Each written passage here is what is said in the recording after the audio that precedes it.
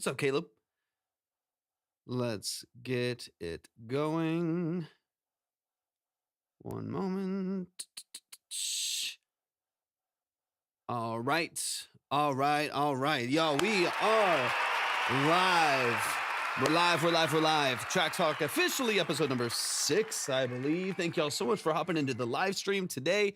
If you're coming in for the first time on either TikTok, Twitch, or YouTube, I'm so glad you're here. I'm excited for some music tonight. Hopefully we're able to get into some consultations today. If you are curious at all on what those consultations are, here at Track Talk, we do 20 to 30 minute long form consultations on the structure of your music. So we're going to get into the mix and master, production elements, sound design, lyric structure. We're going to dive into the details of your creative expression and hopefully, ideally, offer some specific and professional and actionable pieces of feedback that you can take back into your studio and however it is that you create your music and your creative expression. So if you are interested in the consultation, I'm going to throw this up on the screen really quick. If you want to submit for a consultation, just go to my link tree over on TikTok. If you are on YouTube, go to my description. If you are on Twitch, hit !submit right there in the chat, and we will get you up on the board, ready to go. Gus is in the building. What's up, Gus? Welcome into the live stream. How y'all feeling today?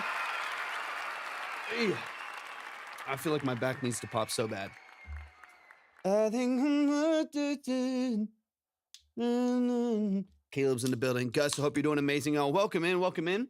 If you're over on TikTok, make sure y'all are tapping the screen, share out the live with a few people. Hopefully we can get the music going here in just a second. We just hopped on 20 seconds ago, so we are just getting things flowing. Gus, thank you so much for being here, man. Just follow the steps that are right here on the screen. So you're gonna go to my profile, click on the link, and you'll see the Track Talk submission form right there.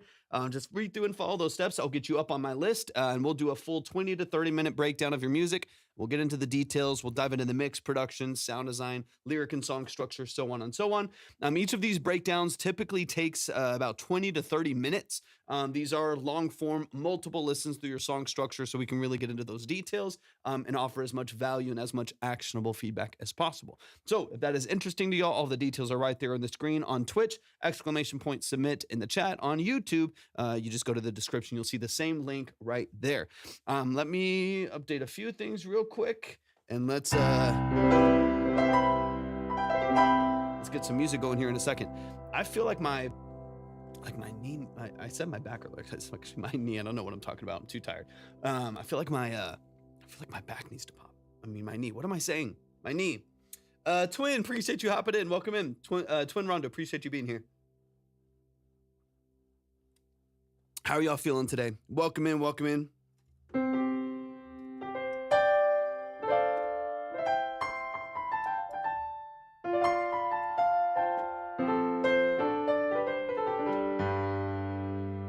I need a bigger keyboard. I only got 61 keys. I gotta click the octave down. Gabriel's in the building. Gabriel, welcome in over on Twitch. It's so good to see you. I hope you're doing amazing today. Caden in the building as well. What's up? Dude, it's good to see y'all. I appreciate y'all hopping in. Thanks for hopping into the live stream.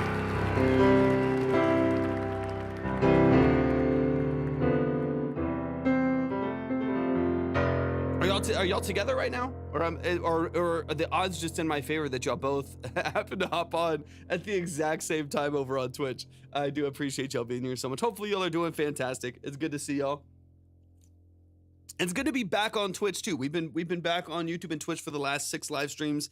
Yeah, I was gonna say the odds would be pretty crazy to have y'all both in the same room. Let's go. I love it. All right, let me just double check a few things here. Joe Hoodie's in the building. What's up, Joe Hoodie? Welcome into the live stream. I appreciate y'all being here. Hunter, I see you over on TikTok as well. Welcome in. It's good to see some of the family coming into the live stream. If you're over on TikTok, just make sure y'all are tapping the screen, share out the live. Make sure you send in your heart rate for the day as well. It does help boost the live. It does help bring you more exposure as well, especially if you are sending in music at any point. The more that you tap the screen, share out the live, and send in heart me's, things like that, it gives you a little bit more movement for what you're doing. Gosh, I can't talk. I feel like I say that every time. No new music. No, okay. No worries, man. We'll be here. we'll be here. Brandon is in the building. Welcome in, Brandon. Make sure y'all are tapping the screen, share out the live with a few people. We'll get moving with some music here in just a little bit. Once again, if you want to submit for a consultation on TikTok, you can go to my profile, click the link. If you are on Twitch, !submit will get you where you need to go. If you are over on YouTube, you can go to my description. You'll see all the details right there. You'll see the same link. Brandon, thank you so much for the likes. I see you. Kaylee, thanks for hopping in as well. It's good to see y'all. Welcome into the live stream. Let's go, Gabe. Let's go, let's go. I'm excited. I'm breaking stuff. I'm excited. Let me double check a few things here as well. Nicholas in the building. Goat, I appreciate you hopping in. Thank you so much for being here. I appreciate it. Let me update the email over here really quick and make sure I have everything refreshed so I can see when things are coming in.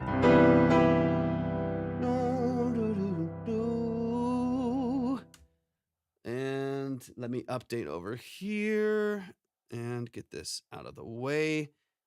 Just got your email, Gabriel. Let's go. Let's go. Let's go. Let's go. Nicholas, how you doing today? I appreciate you hopping in. What are y'all up to? What are y'all up to today? I know Gabe and Kaden over on Twitch. I know y'all are messing around. You're playing some Rocket League, having fun, chilling a little bit. What about y'all over on TikTok? What are y'all up to? I see some people over there. What are y'all up to today? Sorry for the drinking ASMR. All right, let me move this over a little bit. Elias in the building. What's up, Elias? Welcome in. Welcome in. Welcome in. BK, welcome in. I hope you're doing amazing today. Thanks for joining the live stream. Got you, Gabriel. And Gabriel, we are going to we're going to jump straight into it. So let me go ahead and get you up on. I'm going to throw up the line here for just a second. Let me throw up the line for just 1 second here so we can see where we're at. And I'm going to go ahead and get some things lined up here. And then we're going to get into some music in just a moment. We got Gabe in the building. Let's go. Let me go and pull up this email.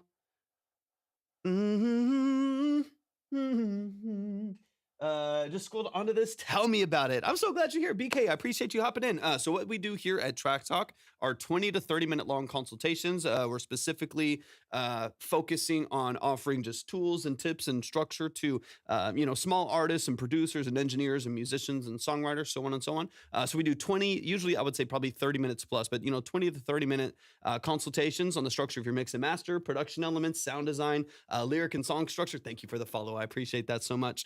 We're going to get, like I said, 20 to 30 minutes multiple times through the song. So we're going to listen several times through it, get into the details of those elements, and hopefully, ideally, offer some professional and actionable feedback on the structure of your music. It's not a quick review. Like I said, 20, 30 minutes. It's not a quick review. There's no trash or pass. There's no ratings. There's no polls. It is a long form structure to offer you as much value as possible and as much actionable feedback as possible. And for those of you who don't know as well, Chris, welcome in. Chris Wilcox, I see you. Retracks in the building. What's up, family? It's good to see you, man.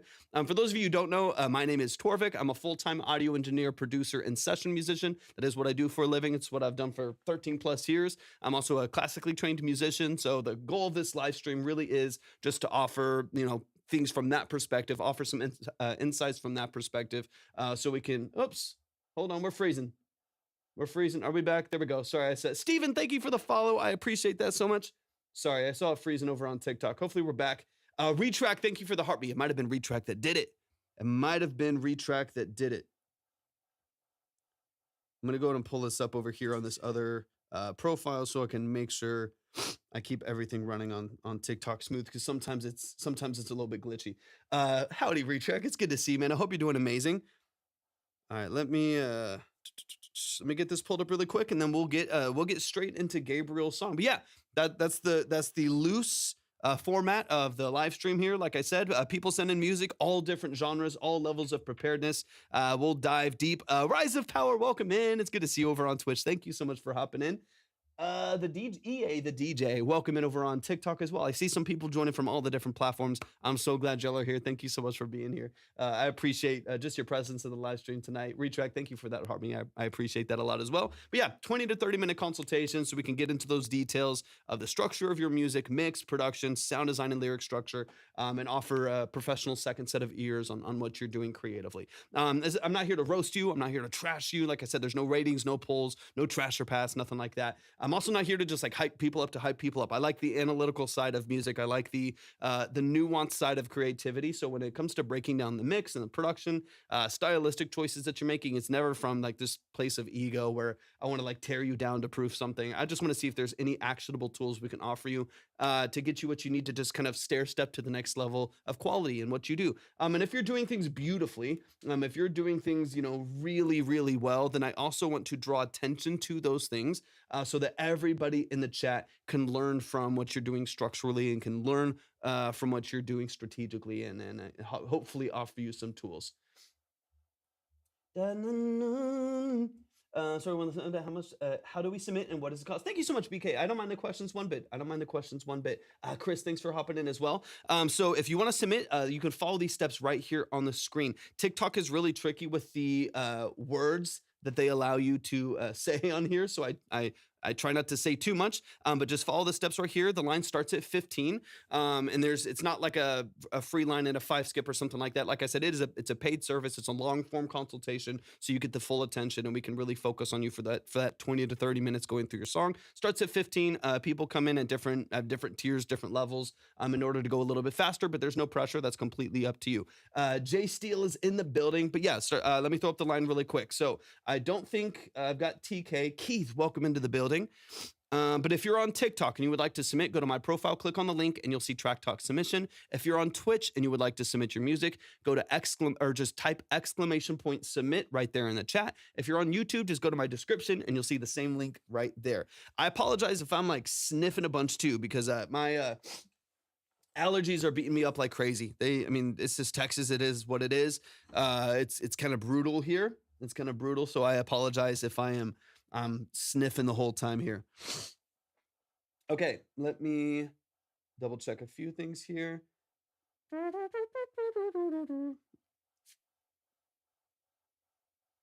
need to make some.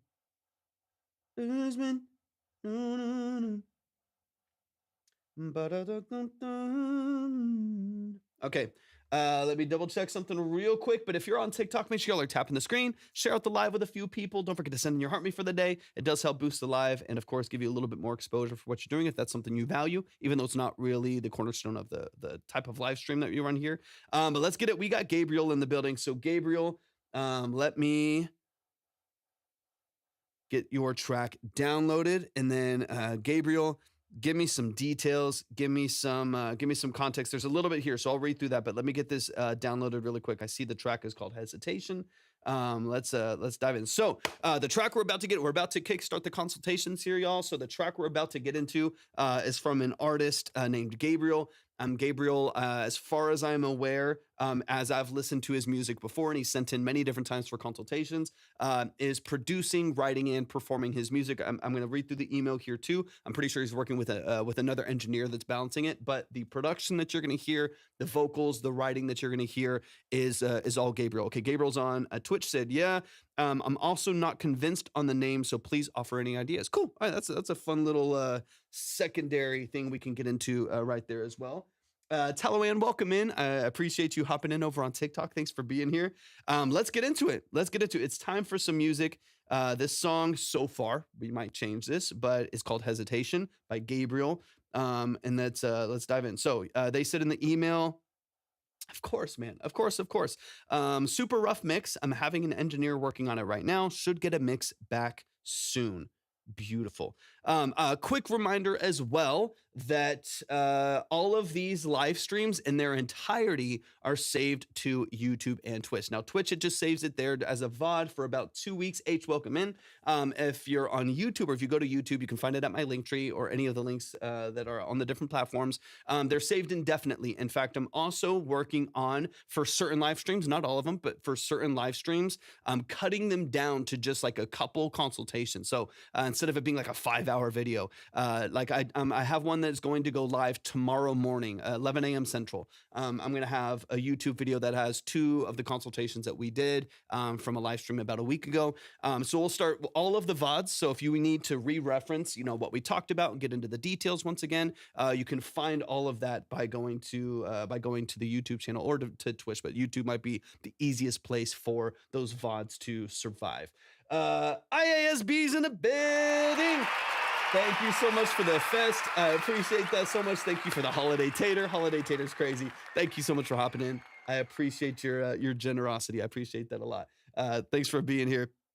All right. Anyways, just wanted to make sure that y'all knew that that all of those VODs were available. So if you need to re-reference the live stream to go back through your consultation, you can at absolutely any point. A bit, but I have to do this. BK, I do it probably. It just kind of depends on my schedule with projects and sessions and stuff like that. I try to go live like a little bit every day if I can. Right, let's see, what is today? Thursday, so I'll probably go live a bit again tomorrow.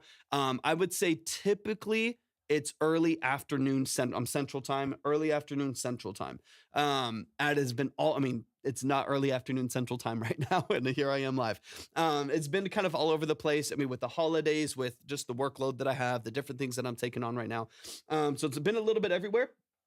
But it's been a little bit all over the place. But I try to do, let's say, like, 2 p.m. Central for like a couple hours. But I always prioritize my workload. Sometimes I'm a session engineer as well too. Yeah, it's crazy. It's hence today, where today I was working on projects all day, and I was like, let me, my wife is going out to a movie with some friends, and I was like, maybe I'll hop on for a couple hours, work through some stuff, maybe still work on some projects, or do some consultations. So I'm a little all over the place, but you know how it is. All right, enough chatter. Let's get into some music. Once again. If you wanna submit on TikTok, just go to my link tree, click on go to my profile, click on the link on YouTube, go to the description on Twitch, hit !submit right there in the chat. Let's dive in. This is Hesitation by Gabriel.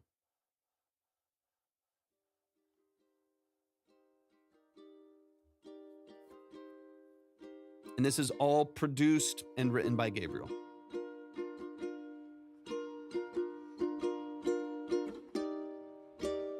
Something I've been wanting to talk to you about, but I can't seem to let it out.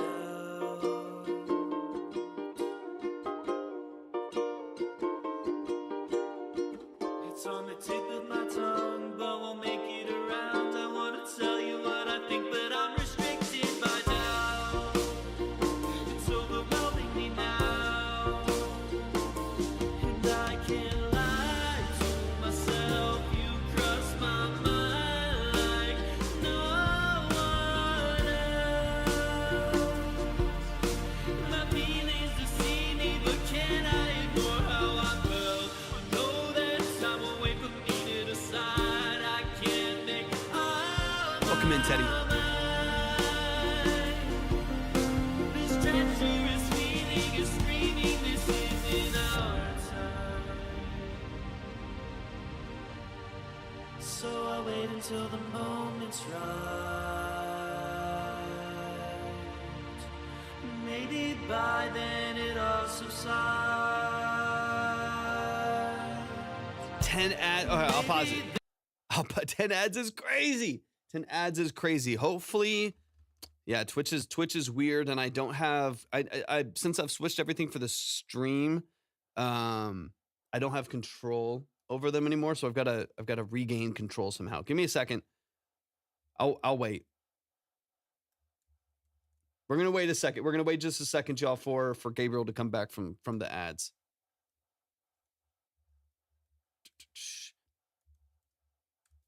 And just a quick reminder as well. Just a quick reminder that if you have Amazon Prime, you do get a free subscription on. Yeah, I got you. I'll reset.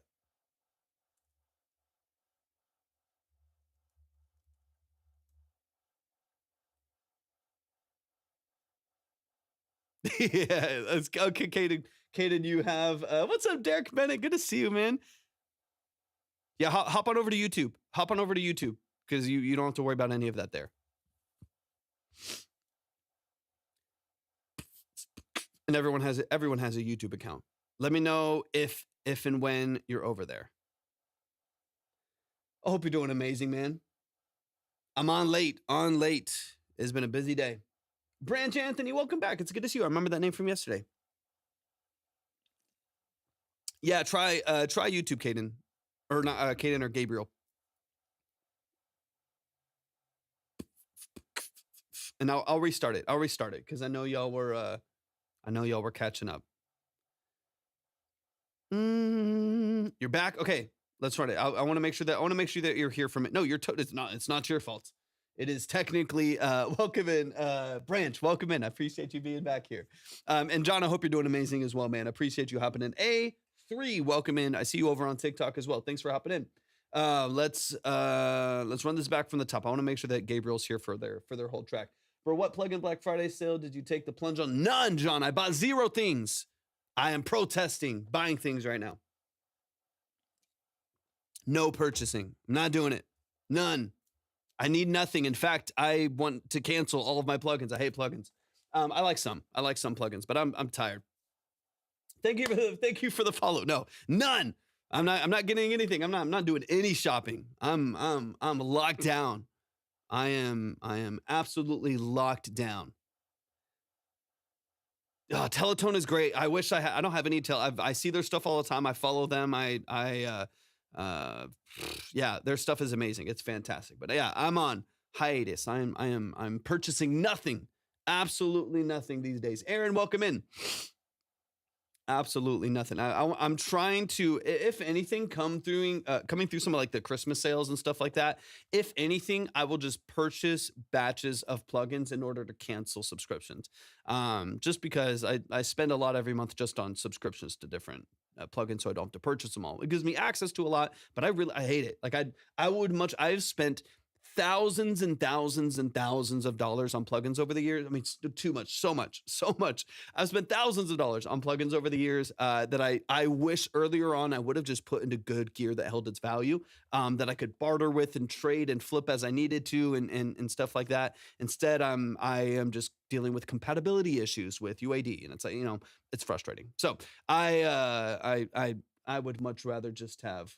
I know, that's what I'm saying, because if you wanted to own it, it would cost you $7,000 up front, and I'm never going to do that. So, it is what it is. I get, 220 plugins from Waze for like $20 a month. It's kind of whatever. It's not a huge deal, but I probably use 20 of them. You know what I mean? It's not like I'm doing like a crazy things with all of these different plugins. I use a couple of them. Any free, and then we got to get into Gabriel's song before Gabriel gets more ads again. He just waded through 10 ads on Twitch, and he's finally back and we're chatting. And he at least he's with Caden, so I'll give him some leeway. No, you're totally good, John. I'll catch up on some questions here in just a little bit, Aaron. Let me answer this one over here really quick. Any free plugin recommendations? Just depends on what. I would go to Plugin Boutique. Go to Plugin Boutique. They always have massive amounts. I've gotten tons of free plugins from them.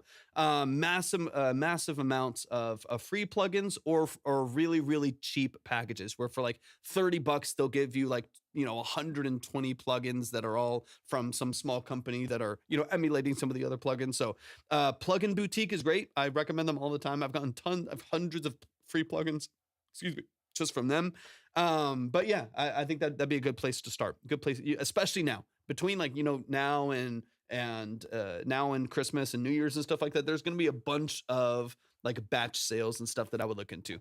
They'll give you a ton. I would, for some practical things, I would recommend Softtube. Softtube has a couple good free plugins. There's a lot of other companies out there. I use their saturator all the time. I use their reverb all the time. In fact, I just posted a video on TikTok and Instagram or whatever, using their free reverb. They have a lot of great stuff. So I think that's a great one. Supermassive. It's Valhalla they make the vintage verb, which is probably one of the most renowned reverbs out there. Everybody uses it. They have one called Supermassive, which is like a delay and verb and modulator. That's free and it's fabulous. I use it all the time, especially with synths. So since you do a lot of synth work, that would be one I'd recommend. Anyways, I think those are some good places to start. Really quick. Are you listening to other people's music right now, or is it a Q&A? It's a little bit of a hybrid. So it's called Track Talk, Aaron. We do a little bit of both, right? So people ask questions as of now, right? They're asking questions. We'll give them some details on different things, but at the same time, we're also doing consultations. So literally this moment, I'm going to jump straight back into Gabriel's song. We're going to run it from the top, and then we're going to get into a 20 to 30 minute deep dive consultation on Gabriel's song, give some feedback, get into the mix and production structure, so on and so on. So it's a little bit of both. But if you want to submit or you want to look at the submission process, go to my link tree and click on Track Talk Submission. If you're on Twitch, !submit. On YouTube, go to my description. All right. Hesitation, Gabriel. Let's get into it. And Alex, welcome into the chat as well. Appreciate you being here. Yeah, of course. Of course. All right, Gabriel, sorry about that. Sorry about the ads on Twitch as well. We're back to it. If y'all ever run into ads on Twitch, just jump over to YouTube. Jump over to YouTube and you'll be right back in it. There's something I've been wanting to talk to you about, but I can't seem to let it out.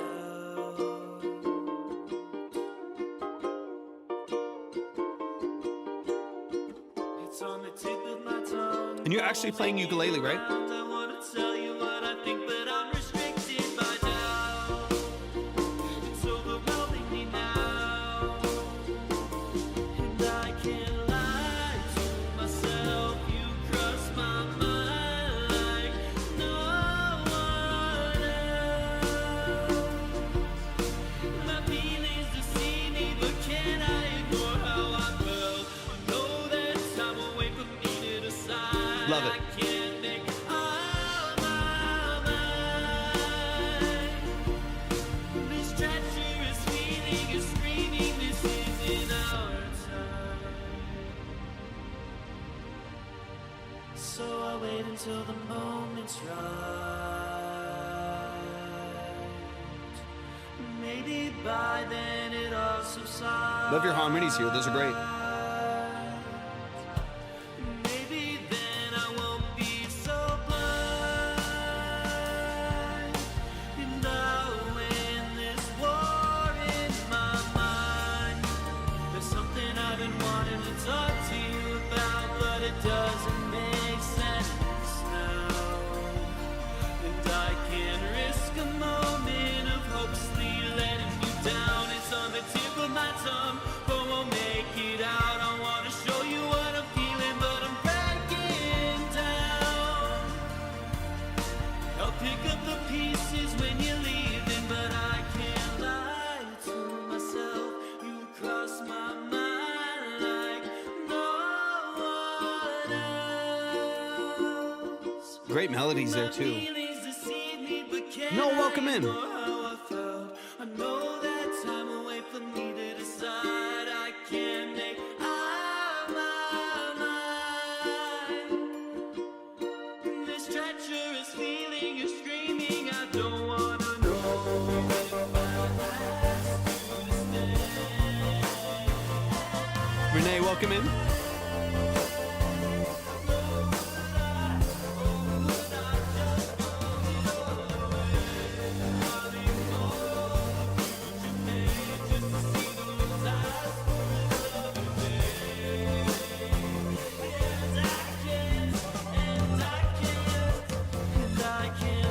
What's up, Yoko? Myself, you cross my mind like no one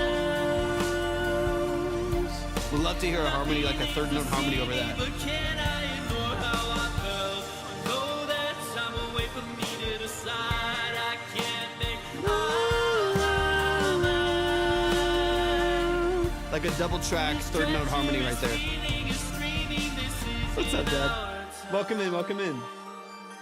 How you doing today?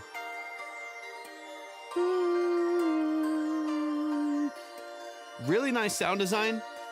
Great structure. Melodies are really nice. I think the main thing I want to focus on as we get into the song is structure for your progression. Clarity for your progression between all of your different production elements.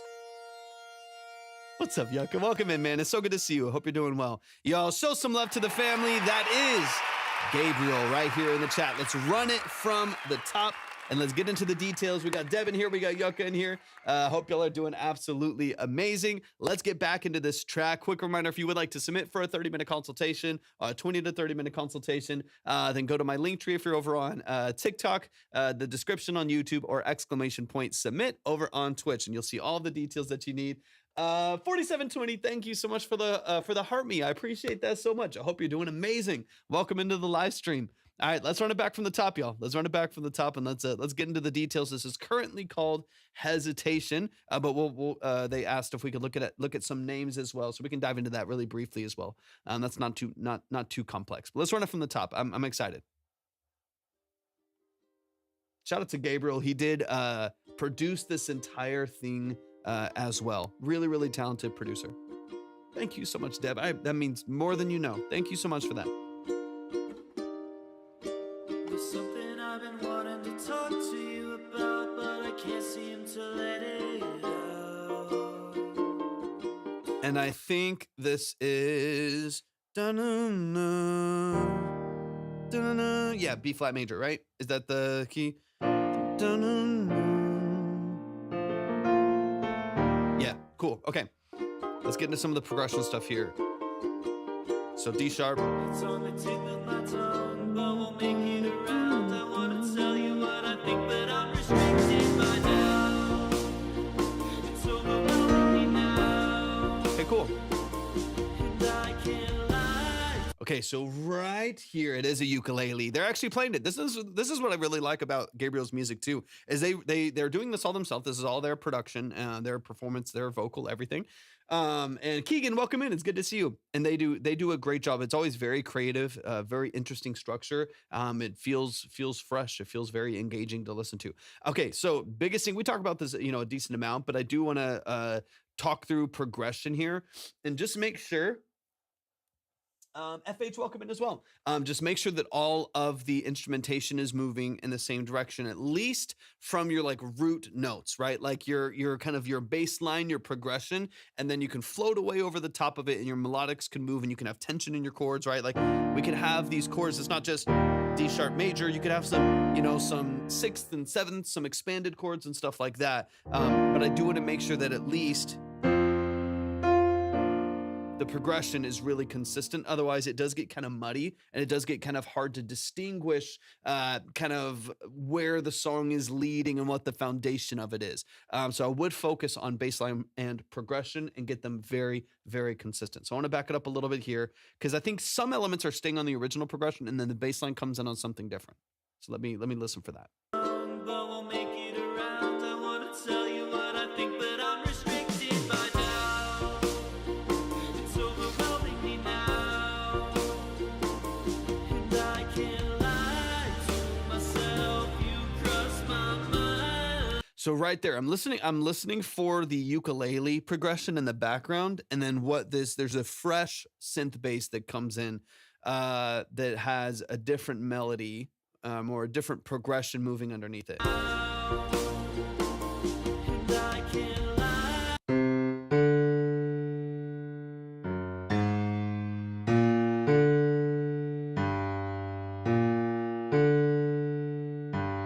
So kind of, yeah, it has this movement where like where the progression underneath it kind of goes up to the D here, which is like your, it's kind of like your 3 minor. Let me hear it. Let me back it up a little bit. It's overwhelming me now. And I can't lie to myself. You cross my mind like no one else. And then that's kind of like an expanded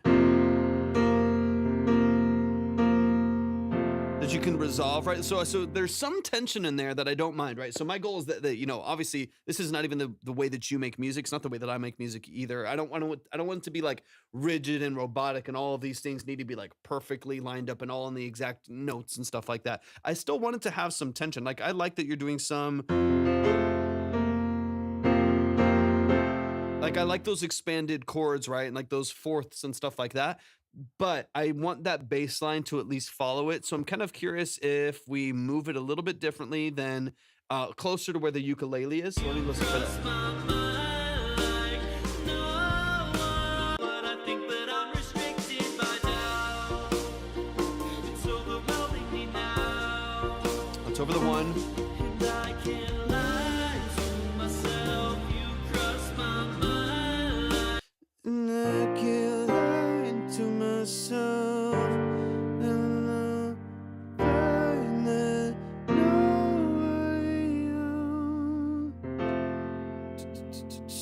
wait, hold on. Let's see. Is this back?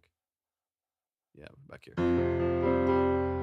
I want to sing the song I remember is given 100%. No, I love it. I love it. He's such a good writer. Okay, so I'm kind of curious so right now you have a different bass line that kind of walks down from like the 3 and then kind of moves down from there, which gives it a lot of tension with all the other progressions that you have. I'm almost wondering if you just simplify a little bit and just go to like the 2 minor to the 6 minor. So it'd be like, and I lied to myself that it's all my nobody else.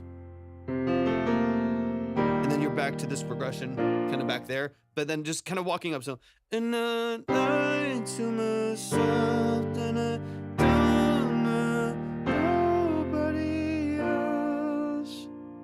And you can kind of like even repeat that even for the pre.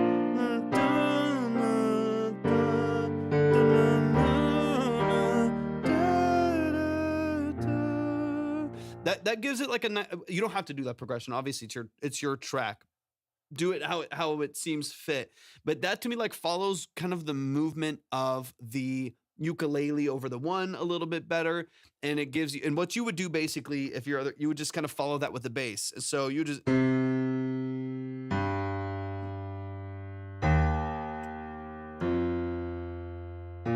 And like follow with that same little. And if you want to move a little bit more, you can. You could do.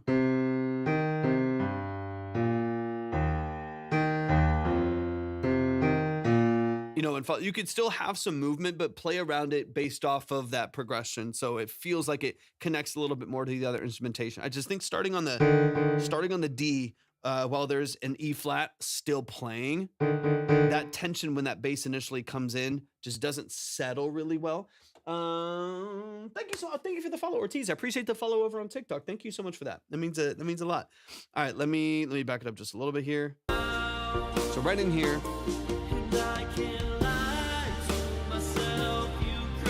And then I would follow it with the strings, right? Whatever you do, right? Even if you do a different progression than I'm talking about here, because again, it's your song. You need to stay authentic. You need to stay connected to it. So even if you choose a different progression, just make sure that they're all doing that same progression or something that is relative to it, something that does feel connected to it and complementary to it, so that it all connects and it all points in the same direction. That'd be my recommendation for that little pocket right there.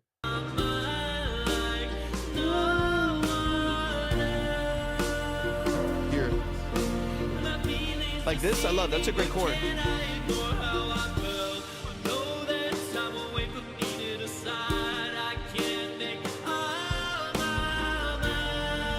And then this little pocket here, so these are little structural things for the production, right? And this little pocket here, you pull all of the bass out. I would do one of 2 things. I would either just you have like a nice little structure of like this hook / verse here, or this like post verse, this hook that you have.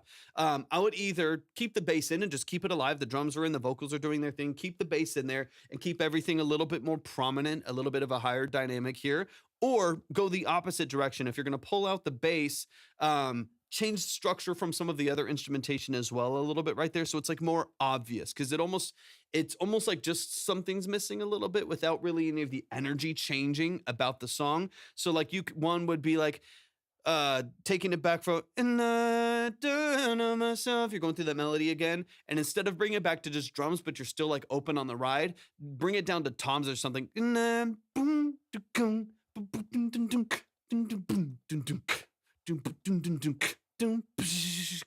you go back into it, you build it back up, all the chords come back in, something, right? Like right now, you just like took out one and like kind of muted one element in there and took it out for a second and then put it right back in. But there's not a lot of a change of like dynamic or energy, because everything else is like pretty straightforward and pretty rigid as far as kind of what it's doing in the production structure. So if you're going to like take out something like that just for a moment, make it maybe a little bit more intentional. Instead of doing like holds on the strings, maybe like a couple things, right? Like move to the toms for a second and then do like a stab on the strings. Like just have like a, and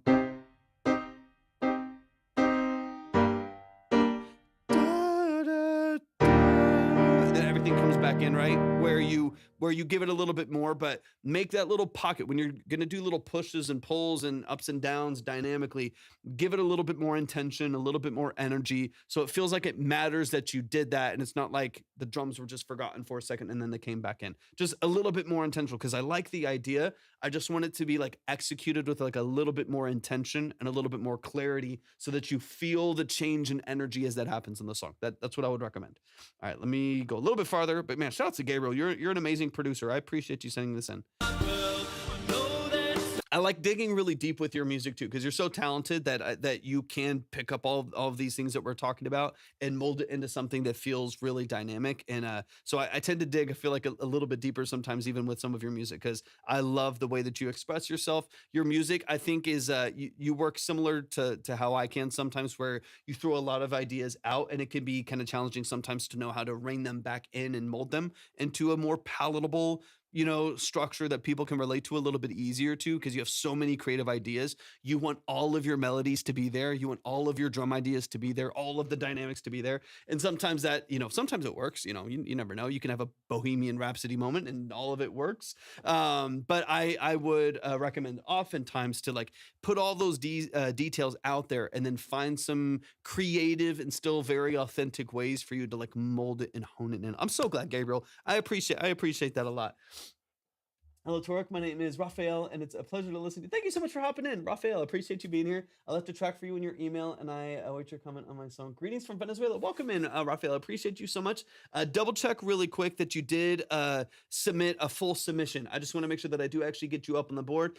So if you did, just make sure you go to my profile, click on the link tree, and then just read through and follow all of the steps here. So where you saw the email, make sure you read through those details, swipe down all the way through so you get the full submission form, and I can make sure I get you up on the board, because these are long form consultations, and I want to make sure that I have everything in order on my end, so I can make sure you're in the right spot. But I appreciate you being here so much. I do look forward to hearing your music. Time away from me to decide. I can't make.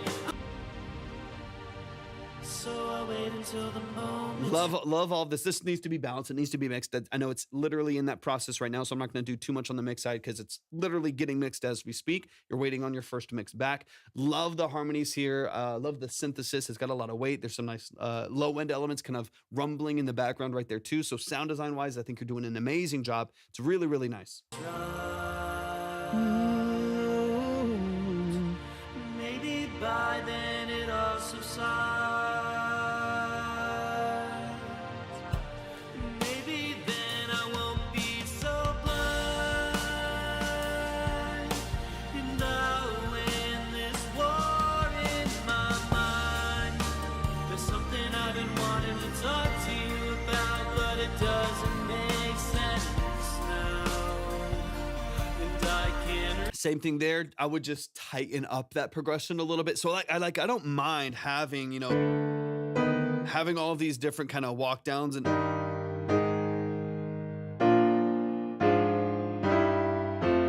wait, no.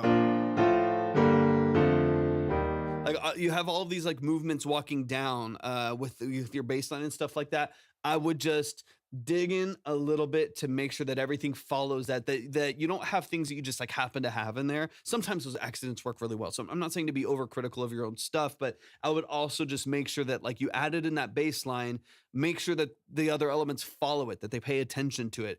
Otherwise it can feel very disconnected, right? So the bass line might be perfect, but if half the other instrumentation is still just doing the last thing they did in the verse or the last thing they did in the hook, and it's not even paying attention to what the bass is doing, then you can tell that there's like a disconnect in the direction that they're going, as opposed to maybe having like that arpeggio kind of following the walk down and having, kind of like following the movement going down, whatever it may be in the context of your song, in the key of your own song. But just make sure everything is kind of pointed in either adjusting the bass line to kind of match where you have the other elements like we mentioned earlier, or make sure some of your other production elements are pointed in the same direction as the bass line, so that they are all creating the same kind of tension. They're not just floating in different directions. That'd be, I think one of the biggest things I'd focus on. I'm excited to hear the mix on this though. Moment of hope, sleep letting you down. It's on the tip of my tongue, but won't make it out. I wanna show you. See, like in this little moment right here, like we're a little bit deeper into the song. It feels like either you need to really amplify what happens in this breakdown right here, or I would just keep the bass in. last and didn't really cater anything. That makes all this, that connects all of the dots. That makes all the sense in the world. They said that makes perfect sense. I wrote the bass line last and didn't really cater anything else to it. So I would just make sure they're on the same page, right? Just make sure they're on the same page. So either make adjustments to the MIDI with the bass or vice versa, right? Make sure that all the other elements are pointed in that direction. But like here, we're kind of in a peak moment of the song. We're halfway through. We've got a lot of energy here. I'm kind of curious if you just leave the bass in, especially here. Maybe you take it out the first time and create a cool little breakdown, throw people off for just a second and then let it come back in with its solid foundation. And then right here, just make sure that, bass stays full. You have, full freedom here. You're at a nice climax in this hook. Or verse. The structure is pretty loose here. So whatever you're calling a bridge hook verse here. So it's pretty free flowing. But when you're pulling out the drums, or I'm sorry, pulling out the bass, not pulling out the drums, pulling out the bass there, you do feel like you lose a little bit of steam. So if you're wanting to keep things bigger, then either keep bass in or make it more dramatic so that you don't, I have no idea. I just keep singing. So, I mean, that is probably a good sign of something you need to, point your attention towards then if you're listening to your production structure. DJ Frequency, thank you so much for the TikToks. I appreciate you. I appreciate that. Thank you for the gifts. Once again, I'm so sorry for the sniffles, y'all. I'm sorry for the allergies I'm dealing with right now.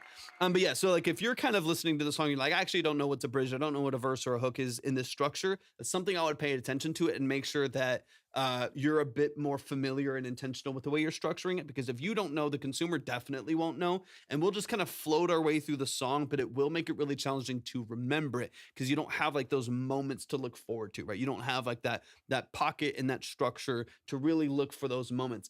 Is it Chantia? Thank you so much for hopping in. I appreciate you being here. I hope I'm saying your name correctly. Please correct me if I'm wrong. I do want to make sure I say it right. But thank you so much for hopping into the live stream. But yeah, on these moments here, it feels like a bigger moment to me. Like when I'm listening to this right before it.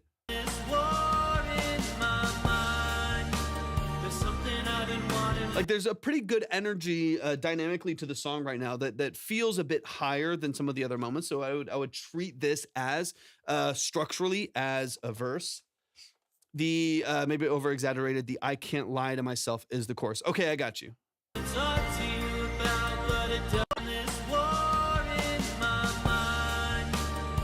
Shantia. Okay, thank you so much.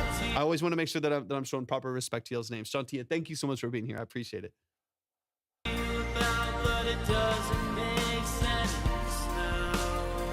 Like your dynamics are a little bit higher here. Yep.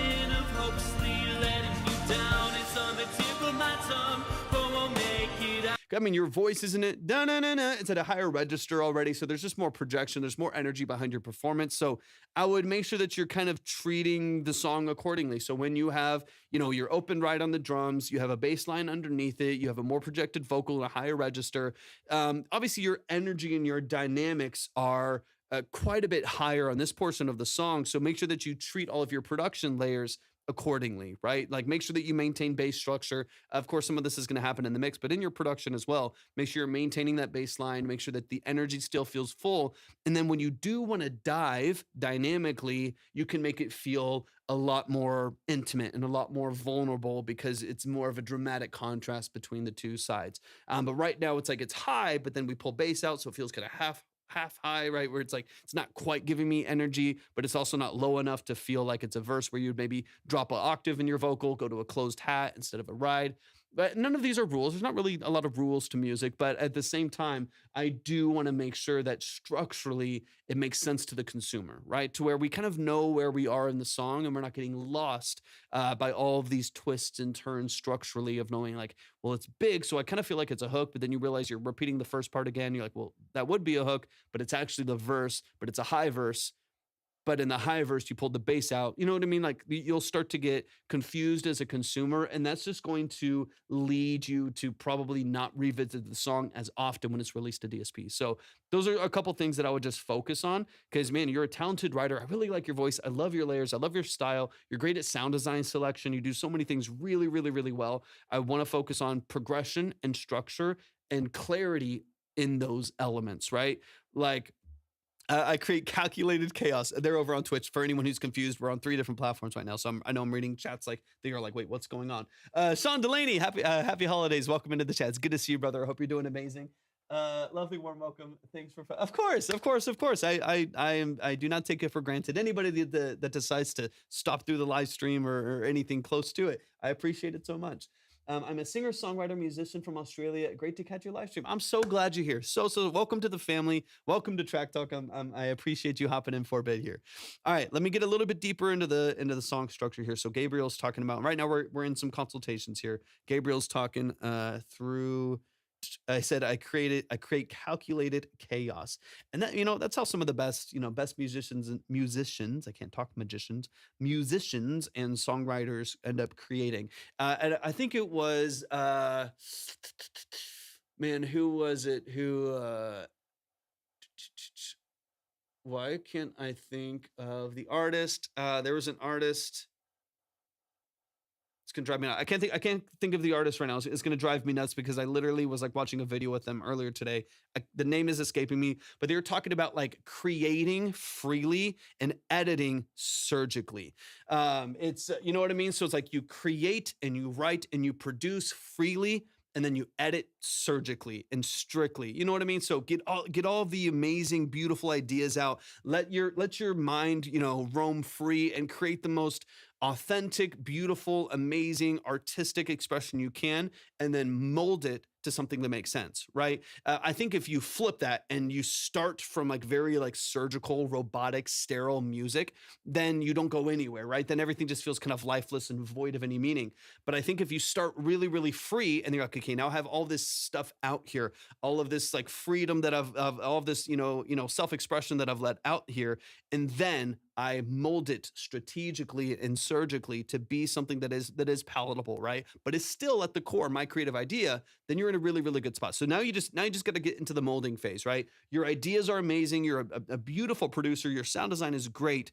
Now it's like the editing time to like take some of those ideas and mold them into something that's going to make sense to someone else, right? I think music is a really powerful tool. The translation of music, I think, is the most challenging part for so many people. It's one thing for me to be like, dude, I'm so creative. I'm so free. I'm so like, I've got the best ideas. Like my mind works in this special way. If no one gets it, it doesn't matter. You know what I mean? Like if you can't ever like touch someone with it and you can't ever actually reach someone with it, then it doesn't matter, right? Then it's just you and your brain, and that's fine. That's fine for some. I'll backtrack a little bit. That's fine for some people. Some people are like, dude, I literally, it's kind of a funny thing that happens. People like, I literally just create music for myself, and then they pay $40 a month for DistroKid to get it to all platforms. I'm like, well, you care a little bit about getting it to other people. And if you care about getting it to other people, then I suggest honing your skills and molding your structure in a way that's going to make sense. Take your beautiful story, your perspective, your message, take your creative ideas, your production structure, all those amazing melodies, and make it as creative and as authentic and as you as possible, and then mold it into something that is going to allow an accurate translation of those emotions to other people. I think the people that tend to do the best in the industry, that aren't just like have billions of dollars behind them going crazy, that are force feeding music to you, the people that people really, really, really connect to, know how and understand how to accurately translate their emotions to other people, so you feel what they're singing, rapping, talking, playing about, right? And I think that to me is one of the most important parts of the creative process. I know a little bit of a rant there, a little bit of a side tangent there. D Busy, welcome into the live stream. It's so good to see you, man. I hope you're doing amazing today. Let's go, Deb. I love that so much. Hi, watching your stream from a couple states north of you. Love seeing your YouTube shorts. Thank you so much, Doom. I appreciate that a lot. Thank you so much for hopping in. I love the creation process, but I'm very lacking in the editing department. It's a whole other skill. It's a whole other skill. I followed your socials, going to jump over to YouTube as I'm freezing in TikTok. Yes, hop over. It's way better over there. It's way better over there. There's sometimes some tricky things happen, but YouTube is great. Yes, and you get full screen. Full screen is nice as well. Yeah, still 15. D Busy, 100%. Yeah, this is our first consultation of the night too. So we're just getting things moving. We love the side tangents. There's plenty of them. All right, let me move a little bit farther along.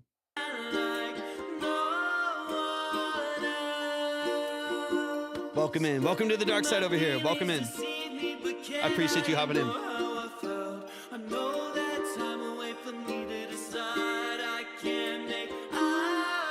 And then you have the, once again, Dun-dun-dun, dun-dun-dun. So you have the beautiful, I love the melody. Addicted to the melody. The melody's so fantastic. It's really, really nice. Get the third note harmony over the top of the, over the D sharp major.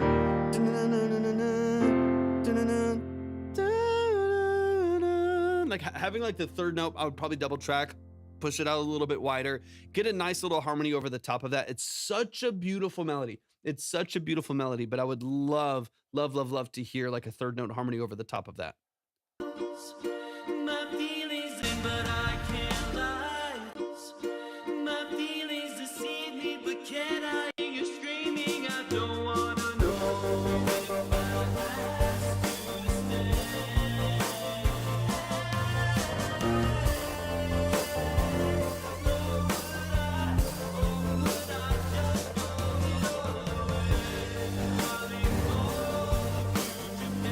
Same thing, you have kind of like two kind of competing structures here. One that's like your bass line and a couple other elements that are, thank you for the heartbeat, D Busy, I appreciate you. A couple other elements that are really consistent on the G minor right here. There's like a seventh in there, a nice stabby, you know, saw in the background that's doing a great job.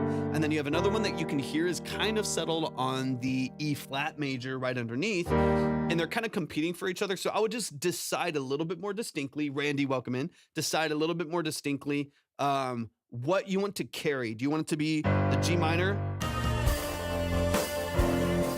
feeling you're screaming. I don't wanna know. Do you want it to be here?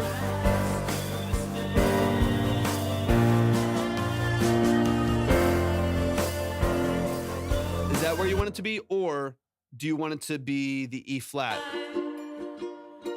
This treacherous feeling you're screaming. I don't wanna know.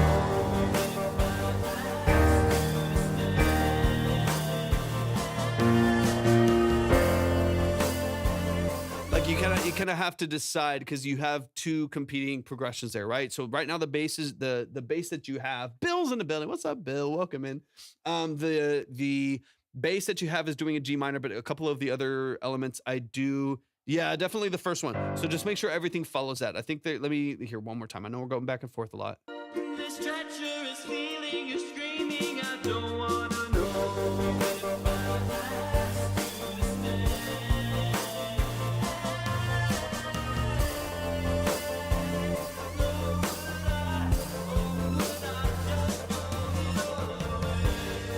So the piano, you hear the piano right there? I think the piano hits the E flat. So real quick, right here. You hear that quick little, or is it even the F? Let me move back 2 seconds here.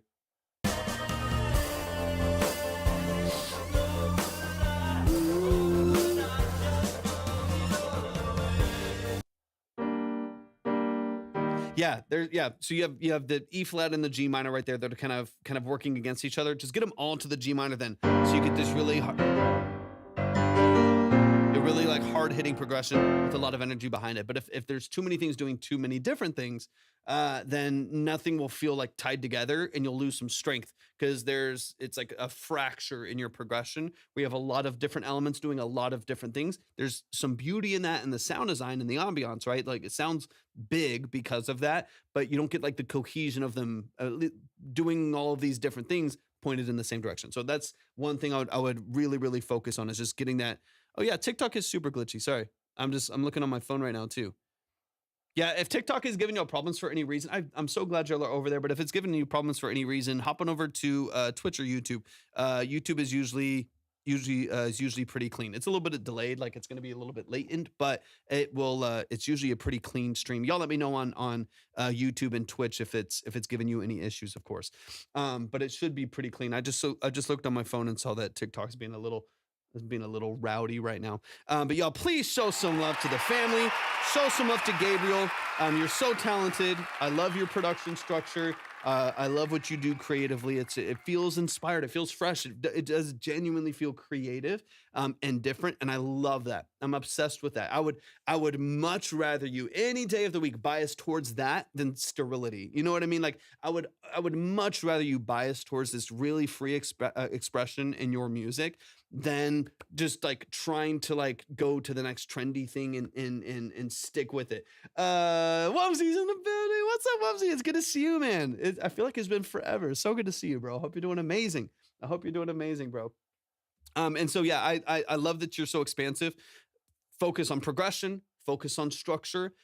If you have clarity of progression and structure, it'll give a lot of peace of mind to the consumer, right? Like when you listen to a song and it's just easy to listen to. It doesn't take work in figuring out. That's not what the style is, right? That's not like kind of the genre that you're in and the structure that you're in. It's supposed to be like emotional and an easy listen and like this like synth ballad, this alternative synth ballad that has an indie edge to it. And I want to maintain that. Right. But if I feel like I'm like working to figure it out and my ears are kind of like, feeling all this tension and stuff like that, then it's not going to feel as settled to listen to. And I just feel like it won't be as likely that people go back to the structure of your music. And of course, that's my goal. I'm sure that's your goal, that people listen and they want to listen again and again and again. And they want to share it with other people that also want to listen again and again and again. So I would put a good amount of focus on this in all of your songs. We talk about these things a decent amount. So really look at this stuff that we're talking about and copy and paste the concepts through all of your music. And I think you'll be in a great spot. Y'all show some love to Gabe.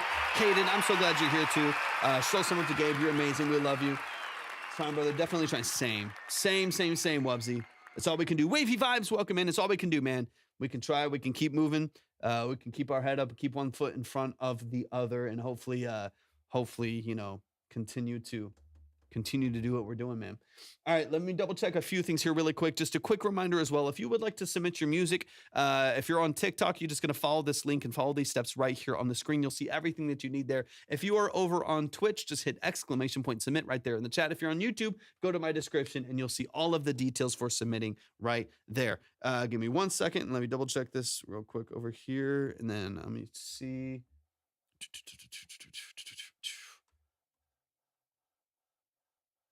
Let me double check the email over here really quick too. Okay,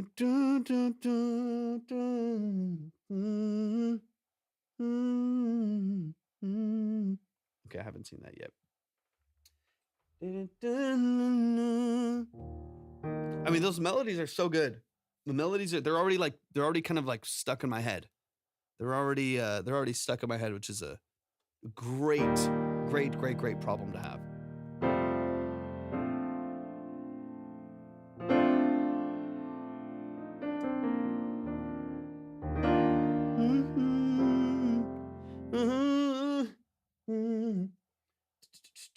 And y'all make sure to thank y'all so I appreciate y'all being here so much. Mallory, thanks for hopping in over on TikTok.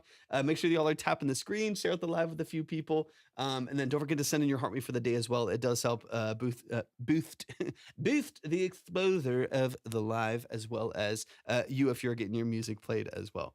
All right, let me double check some things here. Rome the Great's in the building. What's up, Rome the Great? Da-da-da-da. Santia, welcome in over on YouTube. I appreciate you being here so much. I'm glad y'all are able to hop in over on the stream as well. I know it's a little bit yeah, it's rough. It's been a long day. Wubsy. I appreciate y'all hopping in over on YouTube as well. Is it Match UK or UCole? Am I saying that correctly? Thank you so much for hopping in over on YouTube. Y'all are amazing. I appreciate it a lot. All right, let me let's do this real quick. So I'm moving through some stuff here. I'm making some edits to this production structure while I'm waiting. Is it UCole? Am I saying that correctly? Oh, I just saw you hopping over on TikTok too. Welcome in. All right, let me. I'm seeing names pop around on all my different screens here. I appreciate you being here so much. All right, I want to work through some of this production structure here because we've got a lot going on. We got some big stuff. This is a track that I'm working on that I'm hopefully gonna be pointing in the direction of pitching with a large catalog of some like synth pop, 80s pop stuff that I'm working on. So we've got a lot kind of happening in here, and I can walk through some of it, but I'm not going to walk through too much. Let's see, make sure all that's showing right there. All right, so we first off we have the Mellotron. The Mellotron is kind of carrying the glue of this track here. And we have a couple things going on with this as well. So this is the main instrument here. I believe I do have We do have a little bit, we have like 2 EQs just baked in from the pedals here. And then we have this toned down quite a bit. And then I have a filter on this, like a vintage filter on this as well, that is also getting us some cutting and gating that's going on as well. Multi-delay to kind of pick it back up again, give it that kind of auto pan that you're hearing in the background. There's actually 2 layers of delay on here doing different steps, different speeds. So you're getting that kind of auto pan back and forth. And then we're just simple, low cut here. The main sound here though is the DX7. So the DX7 is right here. So you get this really, really big, wide chorused tone here, which I love. Started its life as the 6-string shamisen here, and that's the DX7, classic DX7, one of my favorite synths. I have a DX21 behind me on the wall back there, but I would really like to trade that in for a DX7 soon. They're close. They do a lot of the same things, but the DX7 is another level. We got a preamp for that. I just posted a video on the sound earlier today, so you can check that out as well on my page on TikTok. It's actually, I think it's on Shorts and everything too, but TikTok and Instagram especially too. We got a preamp on here. It's a 1073 that's running into an 1176. This 1176 we're slamming pretty good. So we have a 12-to-1 ratio, pretty fast release, mid to pretty middle of the road attack, so that early transient cuts through. But this gives us a nice like punchy, sharp sound. I want it to feel a little bit more full. And then of course, a lot of the tone that we're hearing is this right here and the reverb that we have. So this is the Roland Studio D chorus. We're using modulation mode 3. And then we have our T-SAR. The T-SAR right here is the reverb that I'm using, and it's slammed. It's 100% wet, a very short pre-delay in a very short time. It's kind of like a room reverb, and that's pretty much slammed. Like without this, completely different sound. This makes it feel huge. Take off like just the chorus and the reverb. Completely different sound. Still pretty cool. Still pretty nice sound. But that's different. I love it. And then we start to move over here, and this is where we really build up the energy. We've got a couple different layers here. So one is still the Mellotron. The Mellotron kind of stays in the entire time there. Like I said, it's kind of the glue to the entire track. And an LA two-way. I think your last comment probably got blocked. I probably got blocked because I'm not seeing Carrie M. Welcome in. Carrie M. It's so good to see you. I appreciate you hopping in. I'm not seeing it. All I see is and an LA two-way. That's all I see. So if there's something before that, let me know. You'll keep tapping the screen and sharing out the live as well. Quick reminder, if you would like to do a consultation still, we're still doing consultations for the remainder of the night as well. So if you would like to submit for a consultation, if you're on TikTok, go to my link tree and click on a Track Talk submission. On YouTube, go to my description. On Twitch, just hit !submit right there in the chat. Everything you need will be right there. All right, let's get back into this production structure here. So I'm going to keep working on some of this, but Mellotron still stays consistent. Like I said, that's the glue. But then, yeah, as you can hear, we open up quite a bit here. We do a high melody here. This is on the piano that we just tracked. Lee, welcome in. Lee, I'm so glad you're here. Welcome in, welcome in. Oh, Wubsy on TikTok said, I picked up the Little Altar Boy plugin. I think TikTok didn't like that name. Yeah, that's so funny. Little Altar Boy is amazing. I mean, shout out. I mean, it's I almost had it on a track in here. But this, I love this plugin. There she is. I got a couple that do a similar thing. Such a great plugin. If you don't have this plugin, you probably, if you got it for like a Black Friday deal, probably picked it up for like $50 or something like that, right? I think it's typically 100. Fantastic pitch informant shifting plugin. I love it so much. It's pretty fantastic. It's pretty fantastic. Highly recommend. Highly recommend if you're looking at like a pitch shift. I have a couple other ones that do a similar thing. So just so if you want options. So if you have like the Waves bundle, there is Vocal Bender. So Vocal Bender here is the 1176 and an LA2A. Let's go. Okay, so there you have pretty much the same thing. You can see it's similar, but with some different structure to it and some different options. But this is one that comes with the Waves bundle as well. So you have this one here. So if you don't want to spend the $50 on the Altar Boy, you have something pretty similar. Okay, we don't need that though. So let's take it off. All right, so now we open up things like crazy here. So now we bring in some piano. Now this piano is the Labs Soft Piano. Let's go, Life. Let's go. And then live. I just saw you were talking about your message yesterday. I saw your message over on Instagram. I got you. This is, it's on the wrong screen. There we go. So this is the piano that we have here. This is a soft piano by Spitfire Labs, which I love. Get their stuff. They have a bunch of free, we talk about free plugins a lot. They have a bunch of free stuff. This is a free piano. Sounds amazing. We have a little bit of an EQ dip here. So I pulled out some mud in the low mids. Let's see. The reason I'm not submitting tonight, spent no money on plugins. I haven't purchased anything like any plugins in, I feel like a year, dude. It's been a long time. It's been a long time since I have submitted anything I'm sorry, not submitted. Sorry, I'm looking at different chats here. I have not bought any plugins in a long time. Okay, let me double check this real quick. Or let me finish this out, and then I'm going to double check the form over here. Actually, just make sure this came in. Dun, dun, do, do, do, do, do, do.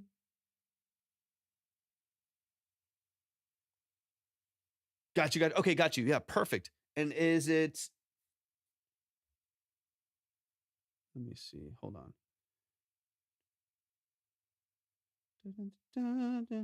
Perfect. Okay, I got your email as well. Thank you so much. Let me get you on my list really quick. Matchu cool. Let me get you on here real quick. That way I got you on the list. I'll finish explaining this really quick, and then I'll get your track up and running. I appreciate you so much. Thank you so much for hopping in. Okay, so back here. All right, so on the piano. Will mine be in live anymore for some video, or all done on live? You mean off live? Don't catch up. Don't catch up, Wubsy. Yeah, I'll be doing some more on live. Next time, probably I would do it on live, would maybe be Monday. I know it's a little tricky with like family and the holidays right now. And I've got so many like things, not all great things, but just things kind of going on and going wrong. But not with that production structure, but just with life and some other things. So I got to figure all that out. I would think the next time I'd probably go live working on that one would be Monday live. I think Monday. Yeah, Wubsy, don't catch up, dude. I am actively trying to not have plugins. Yeah, I'm active. I mean, plugins are not a bad thing. I have a ton of them. I have hundreds and hundreds and hundreds of them. But I kind of hate them all at the same time. Yeah. I'll have another one come Monday. I should be able to work on some of the other vocals going in there. All right. Okay. So on this piano, so we got a bunch, we're like 300 hertz and below are cut out at the top. We have some mud cut in, cut out around 433, and then a big boost over the top end, and then a swell of Valhalla. Speaking of Valhalla, swell of Valhalla reverb at the bottom here, and that's just doing these trills over the top. It's a beautiful little piano, and this is just kind of fairy dust over the top of the mix once all these other synths come in. And that, like I said, is just a bit of a dusting over the top of some really, really big tone. So then we have a Juno 60 and a Jupiter 8. So the Jupiter 8 is carrying these huge bass tones here, following the progression. And then we're stacking that with the Juno 60. The Juno 60 is all shimmer. It's like a bright saw. We do have the sub oscillator in there, some noise, and a massive portamento. So the biggest like part that you hear tonally right here. Zayle is in the building over on Twitch. It's good to see you. No, we're just getting things moving. I've got a 15 on the board right now. Thank you so much, Shanti. I appreciate you so much. Thank you for hopping in today. It was a pleasure to chat with you a little bit. This is a project that I'm personally working on right now. So I'm building a huge catalog right now of like some 80s music, some synth wave, some kind of synth pop, dream pop stuff, kind of all in that mold, some 80s influenced music. And this is one that I'm building for that catalog, hopefully, ideally to be pitched. I'm going to hopefully be working with a couple other engineers and some agents to get this out to some libraries, which would be great. Okay, then we got this huge portamento, massive bend. Yeah, I can do a Tuesday live, 100%. But layered.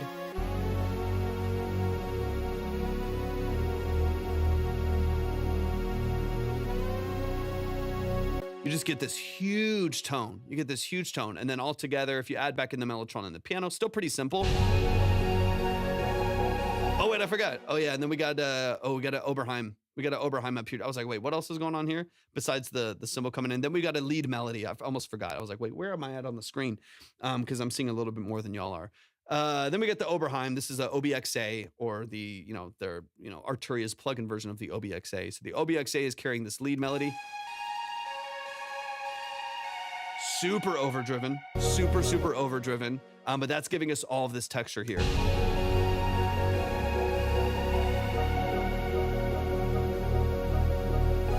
Perfect. I got you, live.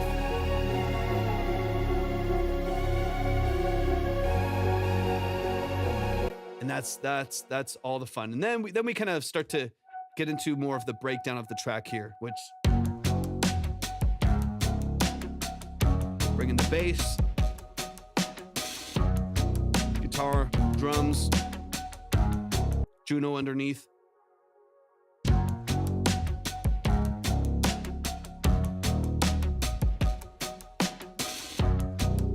And then the song kind of flows from there and moves a little bit from there, but it's fun. I'm excited to continue the production on that one. That one will be, I don't know what my talent is for finishing something like that, because I feel like I have like 25 unfinished projects in this catalog that need to be like finalized.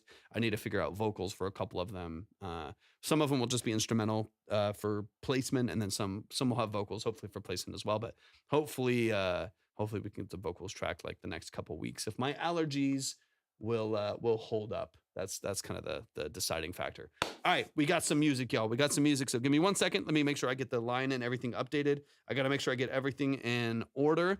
Zayle, I just got your email. Let's get this updated here too.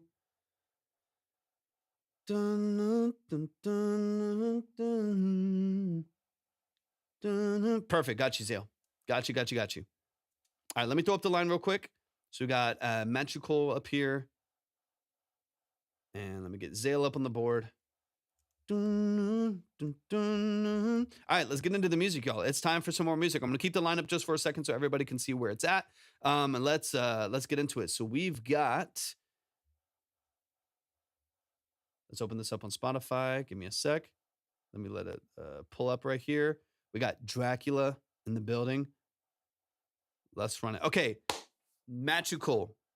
Wait, no. Yeah, Magical. I got to make sure I'm saying the name correctly. Colt Graves, welcome in, baby. Good to see you, man. I hope you're doing amazing. Talk to me about this record. Let me know if this is my first time hearing your music. Let me know. If it is my first time hearing your music, talk to me. Let me know what's going on here. And let me bring this off right now. Let's go back. All right. If it's my first time hearing your music, give me details. Give me first time. Let's go. Shout out to Matt. I appreciate you sending this in. Thank you so much for that. Talk to me. What's up, Colt, man? I appreciate you hopping in. It's good to see you. Hope you're doing fantastic. Give me details, Magical. Give me details. Talk to me about the production structure. Talk to me about the mix. I actually found you live on my shout out to YouTube, baby. Let's go. YouTube actually doing something. YouTube, I appreciate that a lot. The gods over at Google, I appreciate you. Get your shit together, but still, I appreciate you, Google. I'm excited to get into this. Yeah, talk to me about production structure. Talk to me about the mix and master. What your role is in this track. So, did you produce this yourself? Are you working with a band of session musicians? Are you getting this off BeatStars? Is this a YouTube strip? So on and so on.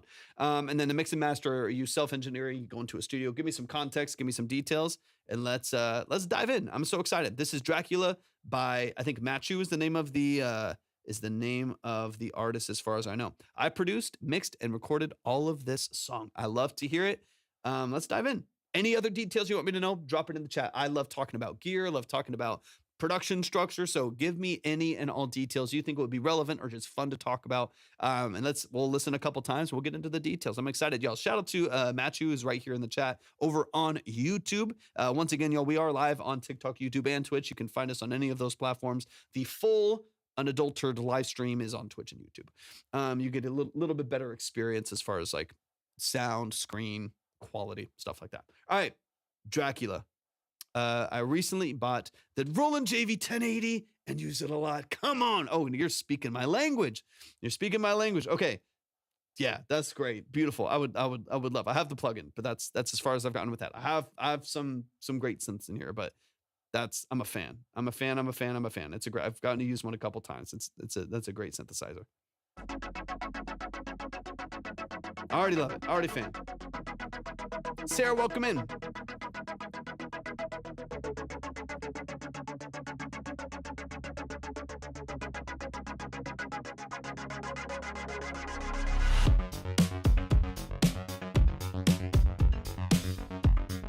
It's like a TR 505 kind of a vibe, right? Dry Dead. Your voice?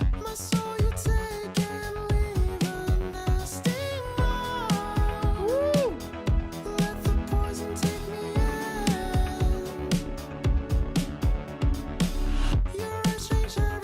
Hey.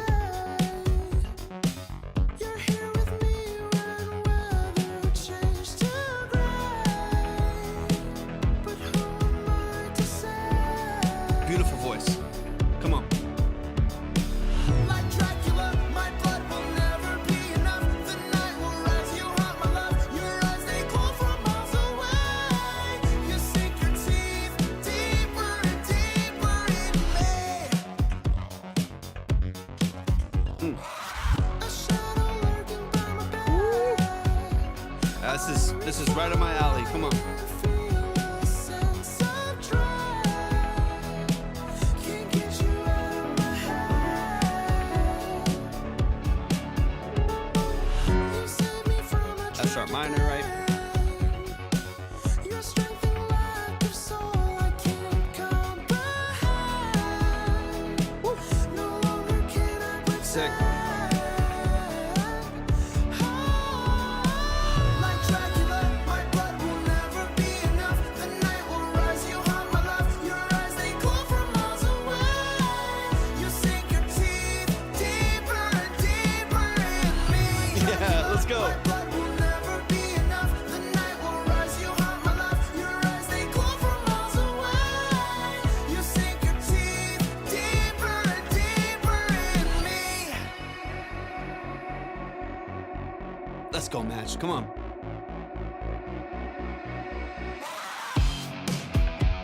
Yeah. Woo! What's up, Jamal? Welcome in, dude.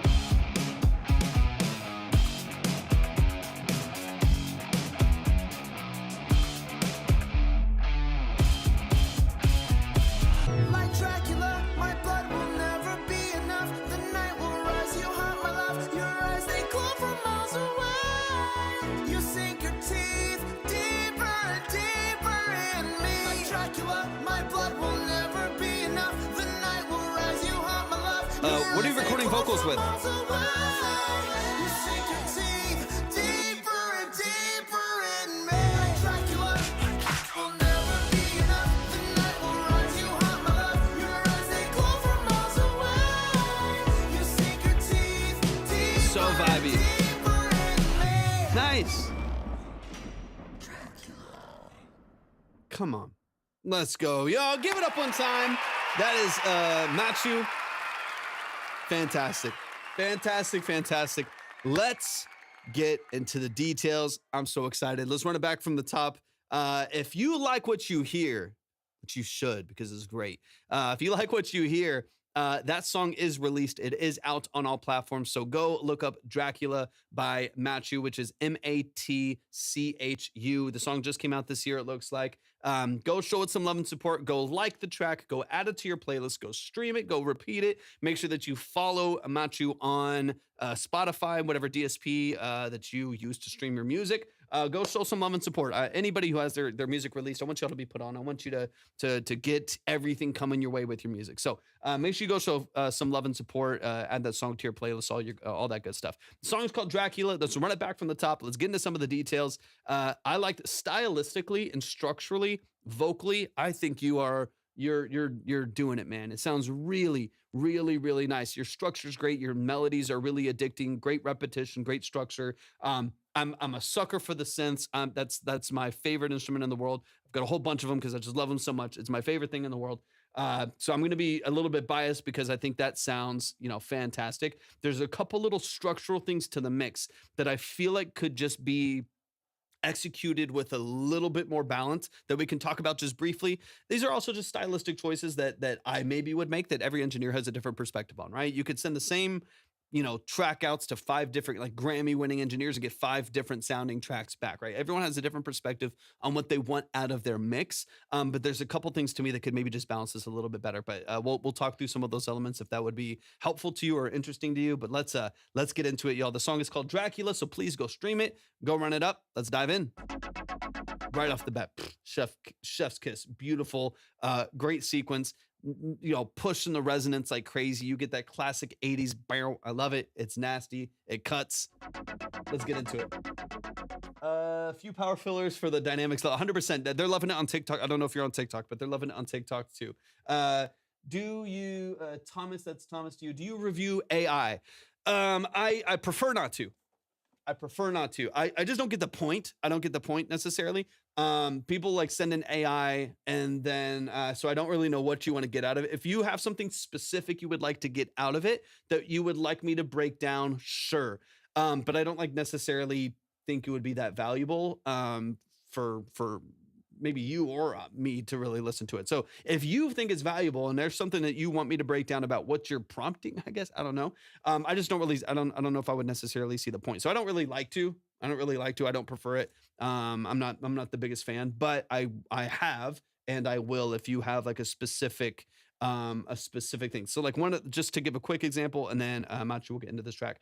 Someone has sent a track in before that said, hey, I have this AI track. It is going to be reproduced by a full band. I'm getting a band together right now. I have 2 guitarists. I'm just waiting on getting a drummer.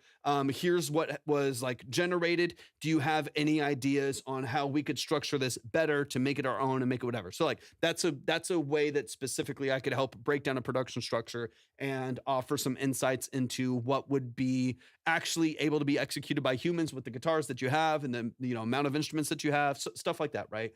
But if you're just like generating, random music and then I have nothing to break down, I have nothing to really like say about it. So to me, it doesn't seem like it's the most helpful. And I like to be helpful. I try to offer as much value as possible. So if you got something you feel like would be valuable, then sure. But otherwise, I will stick to humans for now. Uday, thank you so much for hopping in. I appreciate the follow so much. Please correct me if I'm saying your name incorrectly. I do want to make sure that I say it correctly, but thank you so much for being here and thank you for the follow. Let's run it from the top. It's time for some more music. So let's run it from the top. Let's get into the details.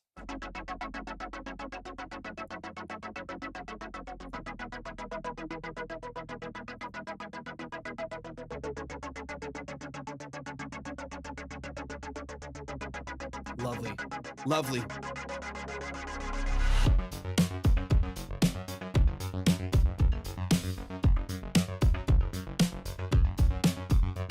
Such a beautiful auto pan there too. It's one of my favorite features of the Polymax. So Universal Audio has a great VST synth that I use a lot. I mean, I like using the hardware stuff most of the time, but Polymax is a great Universal Audio synth that they have as well. And the interface for that is super simple. And they're like step 3 panning for like your synth sequences and arpeggios are great on that. And that's what it reminds me of. Just a really, really nice left center, right center auto pan there on like the dotted. It sounds so good.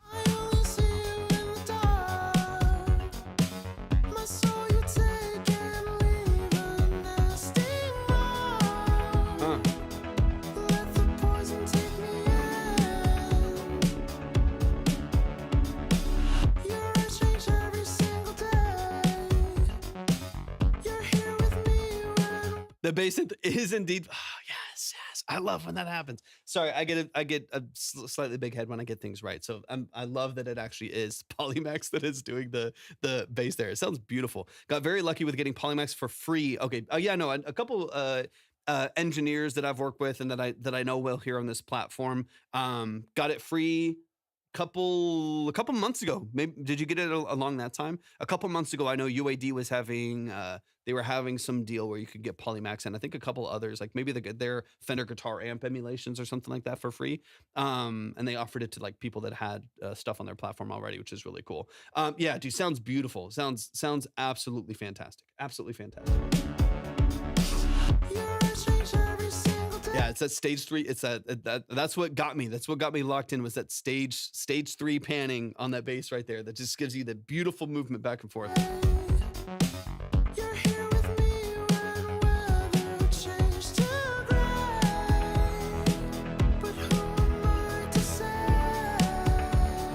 Good, great voice. What's up, Lucas? Welcome in.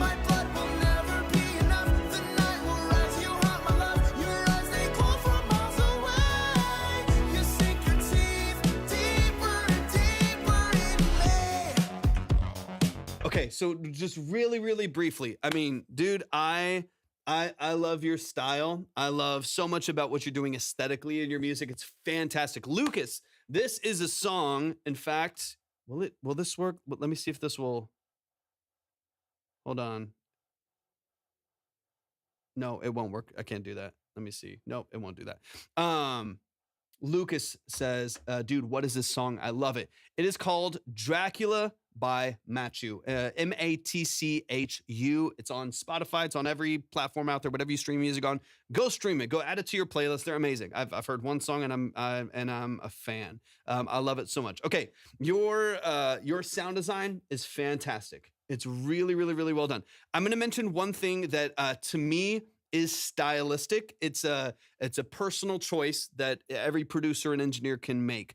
But I have kind of an idea that I think shifts the energy just slightly on the way that you like approach filling out low end. So one of the things that I'm kind of noticing about this particular song structure, it could be different for every other song that you have, but in this particular song structure, your drums are having to carry a lot of weight in the low end in order for this to feel full. So you do have the Polymax bass, right? With the panning right there. And then you have your like kind of, this is probably from the JV, but the chords that you have in the background, those like kind of brassy, classic Juno style chords that I love to death. They're so good.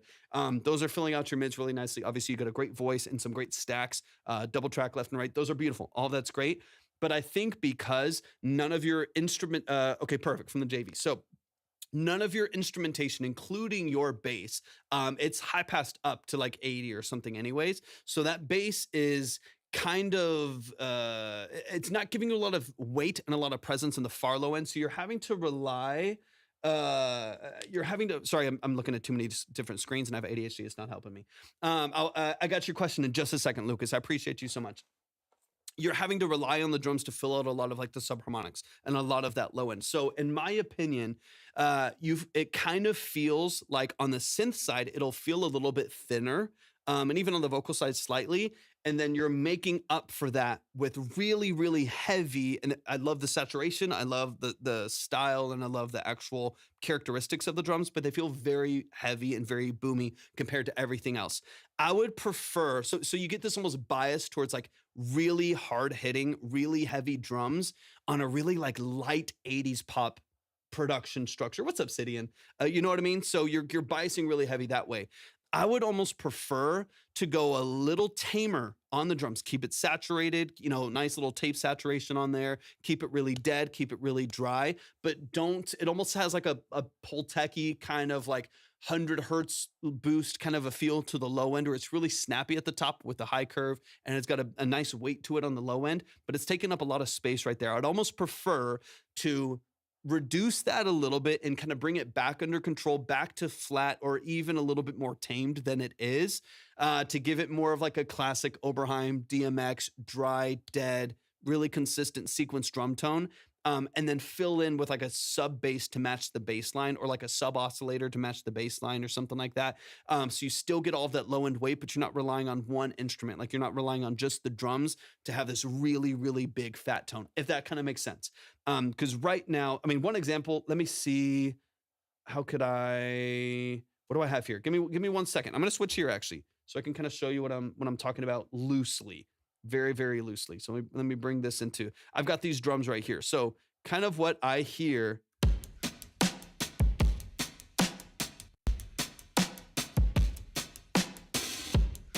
Just to kind of give an example. It kind of sounds, I got the Pultec on here just to kind of show.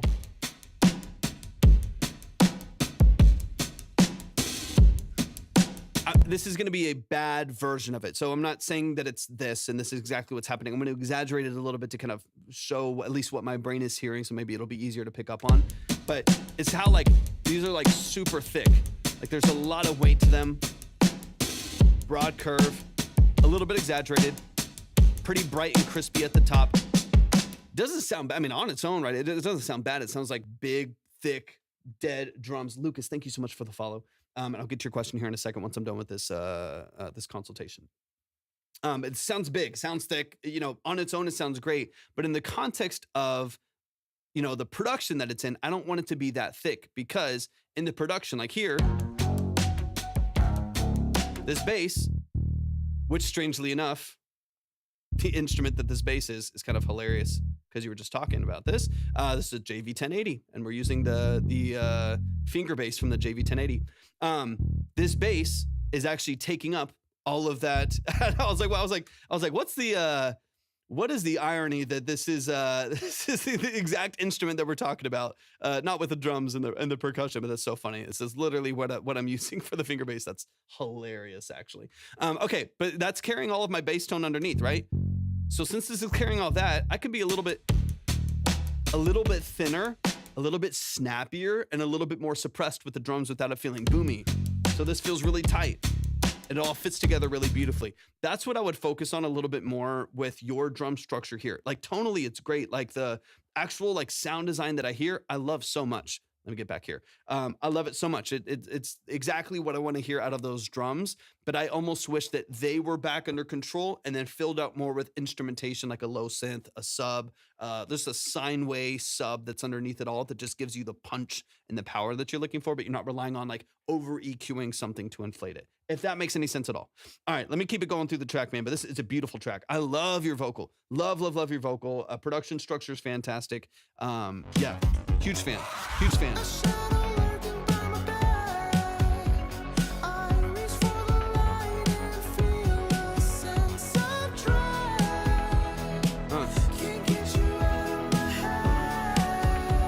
Love it so much. Love it so much.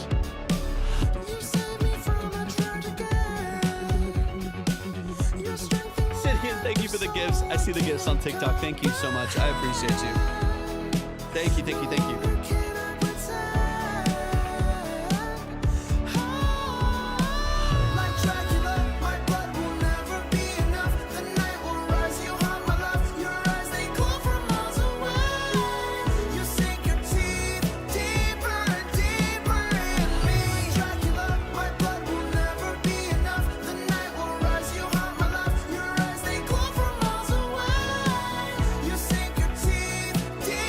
I love to you create this beautiful tension on your hook here, right? So it's a F sharp minor. So you're going off your 2 minor here, right? Yo, what in the world is that? What's going on? What's going on over on TikTok right now? Sidian with the back. Dude, I was like, what is that? I just started to seeing flashes on my screen. What is happening on TikTok? Sidian, thank you for the gifts. Thank you. I appreciate that so much. I do not deserve that. Thank you so much for the gifts. That means so much to me. I love your walk up here. So you're going off the 2 minor.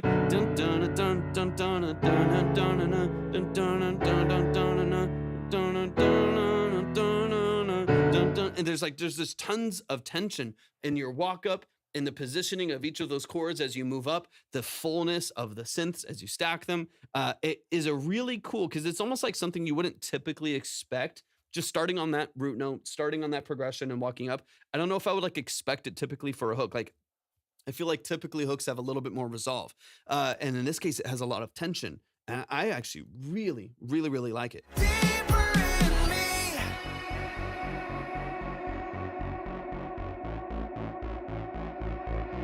Great automation on your reverbs. And this guitar, come on, it's nasty, it's nasty, it's nasty. I love it. Woo!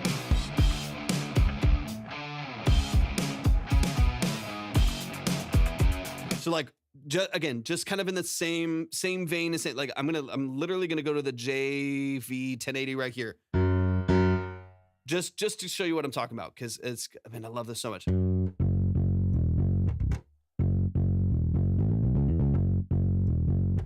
All right, so let me move this down. So what my brain wants to hear is that one extra layer of fullness and 300 hertz and below, right? Like 400 hertz and below, where a lot of like your low mids and low end frequency are hitting. And that's where I feel like I'm missing a little bit of texture and a little bit of fullness. So on your B section here of this breakdown, what a beautiful breakdown. The guitar tone's fantastic. I love the breakdown here. I think that's a great strategy. It's a great little wrench in the system of this song structure. I think that's fantastic.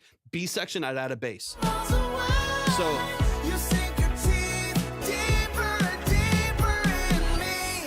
So start here. Let all of this happen.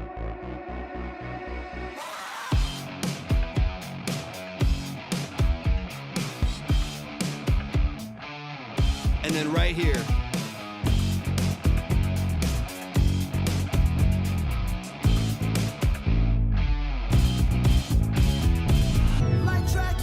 Wait, I'm not, it's not even the right chords there. Let me back it up one more time. It's just the one extra layer. So B section, it's so nasty and I love it so much. Right here.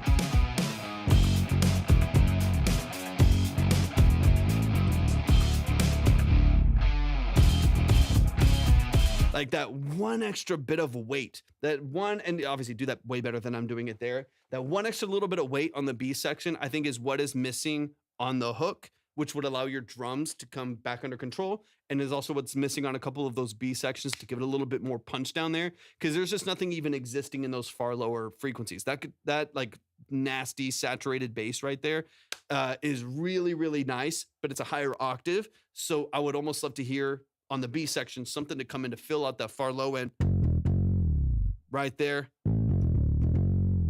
to give it that low end texture and that weight. Shout out to the JV 1080 for that. So I know you got that on the JV 1080.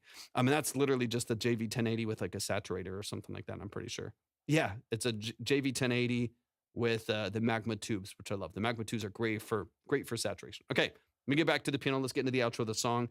Late night stream, Joseph. Late night stream. I appreciate you hopping in, man. It's good to see you. Like Dracula, my blood will never be enough. The night will rise, you haunt my love. Your eyes, they glow from miles away. You sink your teeth deeper and deeper in me. Like Dracula, my blood will never be enough. The night So cool. will rise, you haunt my love. Your eyes, they glow from miles away.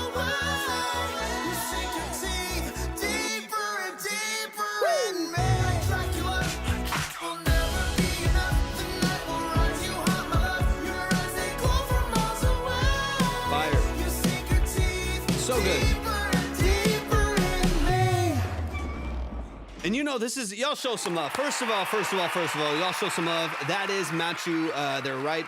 This song is out on all platforms. Go stream it, go add it, go playlist it. Right now they're over on YouTube, but I'm sure you can find them on all platforms. So find them on TikTok, find them on, YouTube, on Instagram, so on and so on, and give them a nice boost to their algorithm. I appreciate you sending this in so much. You know, this is a good song though. You know, this is a good song when you like know it when you're done hearing it for like the first or second time. Like this is my first time ever hearing this artist, ever hearing the song, and I feel like I feel like I know it. I feel like I know half the lyrics. I feel like I know the melodies. It's stuck in my head. That's good structure. That's good repetition and good formatting. It feels very like professional and well established as far as like your writing, your formatting, and your structure there. Just some like minor things in like the production and mix structure to make sure it does feel as full and as vibrant as possible. But man, so talented. Y'all, please show some love to Matchu. I'm a fan. Yeah, I mean, anytime I hear synths, I mean, just I hear this I hear that at the start of a song and you have my heart. It's beautiful. Y'all give it up one more time for the family, Matchu. I appreciate that so much. Thank you for sending that in. We've got Zayle in the building. Zayle, hop in the chat. While Zayle is hopping in the chat, so we can make sure that Zayle is here. I think they were over on Twitch. Of course, absolutely, anytime, man. I appreciate you so much. Thank you for hopping in too. Thank you for trusting the YouTube algorithm and hopping into the stream, saying what's up. I'm so glad. I feel honored that we got to hear your track, man. I wish you absolutely nothing but the best. Thanks for joining the family, man. I appreciate it a lot. Zayle, let me know where you're at. And then while I am, I'll do it on my phone really quick. Let me see what Lucas asked earlier. How did you get into producing professionally? I'm amateur. Okay. How did I get into it professionally? I'll give you kind of a bullet point. There's Zayle. I got you, Zayle. Bullet pointed version. I have kind of done music my entire life. So I'm going to give you kind of the bullet point really briefly. I started playing drums when I was 4 years old. I was classically trained in piano from the ages of 6 all the way through 19. I taught myself guitar when I was 18, and I taught myself Pro Tools when I was like 12, 13 years old. And so I've always done and have done all of that consistently and a lot ever since then. So I've been working crazy at this stuff for years and years and years. And then probably when I was about 17 years old or so, I started, probably 16, 17 years old, I started a 2.5-year private mentorship at a studio where I was working with an audio engineer, training in audio engineering, live sound, mixing, and stuff like that. That's where a lot of like my training and actually like building up, kind of like a catalog of information when it comes to audio engineering and stuff like that. That was kind of the structure of it then.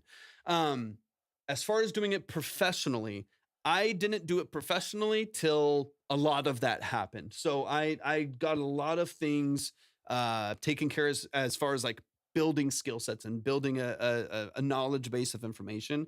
And then it wasn't probably till I was like 18 that I took on like my first, couple free clients and then a few paid clients and like so on and so on. But so all of that to say, how did I become professional?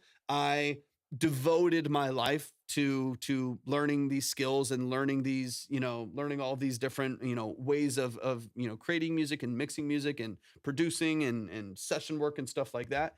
And then from there, I started to take on clients slowly. As far as how do you just get into doing it professionally? I think the like simplest way is for you to start free, start cheap, and you build from there.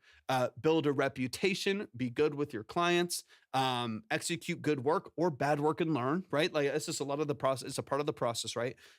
Start free, mix free for a bunch of people, produce free for a bunch of people, and just say, hey, I created, like, find some artists that you think are kind of in the style or the genre that you want to produce in, and maybe they're looking for beats. Get in some forums, get on Reddit, get in discords, like producer discords and artist discords and stuff like that, and start to put yourself out there, right? And do it for free for points, like be like, hey, I'll give you a pack of beats. I'll give you a bunch of beats, a bunch of stuff I produced. If you'll just like give me 25% of the song on the back end or something like that, you just start to put yourself out there for cheap or for free, and then just get some bites. And if people really like you as you expand skills, you'll be able to charge a little bit. And then you start to charge, $50 a beat, $100 a beat. And you start to build up a catalog and build up a reputation. But it definitely takes some time to build up. But I think so much of it just comes down to like your own like credibility. And I don't even mean credibility like Grammys and billboards. I just mean like that, like people are confident that you can execute on the skills that you're talking about, right? So when you're like, hey, I make beats, people need to be able to hear it. You need to have a place for them to be able to like see what you do, or like even like here, like start live streaming and that's one easy way you could do it. Just start live streaming, producing a bunch of beats and start giving away those beats to people in the live stream. You find some ways to gain some exposure and some movement. Free and cheap, that's me. I actually ended up making a small opening for a friend's talk show for a project I needed. Let's go, Sasha. I love that, dude. B-Pow would love to know a bit more about your gear. Great vocal sound. We can chat. Yeah, 100%. I agree. Sorry, I'm backing up through the messages here. Recording Vox on Silkro. Will do final master when I get. Okay, sounds good. Hiding. I know. Yeah, Libby just walked in. But a fun track designed to disturb my fans during my live sets. Ooh, I'm interested. I'm very, very interested. Okay. Let me catch up over here really quick. Sorry, I'm catching up on comments. Give me one moment, and then we're going to get into Zayle's track here. Hopefully that helps, Lucas. Hopefully that answers some of your question. They're sitting. There's Deb. Forward Fox, welcome in. Forward Fox, I hope you're doing amazing. Hey. If I sent you raw tracks, do you mix and master? I'm just a small indie artist from Tampa, Florida. Yeah, 100%. That's what I do for a living. 100%. Thank you so much for the heart me as well. I appreciate that a lot.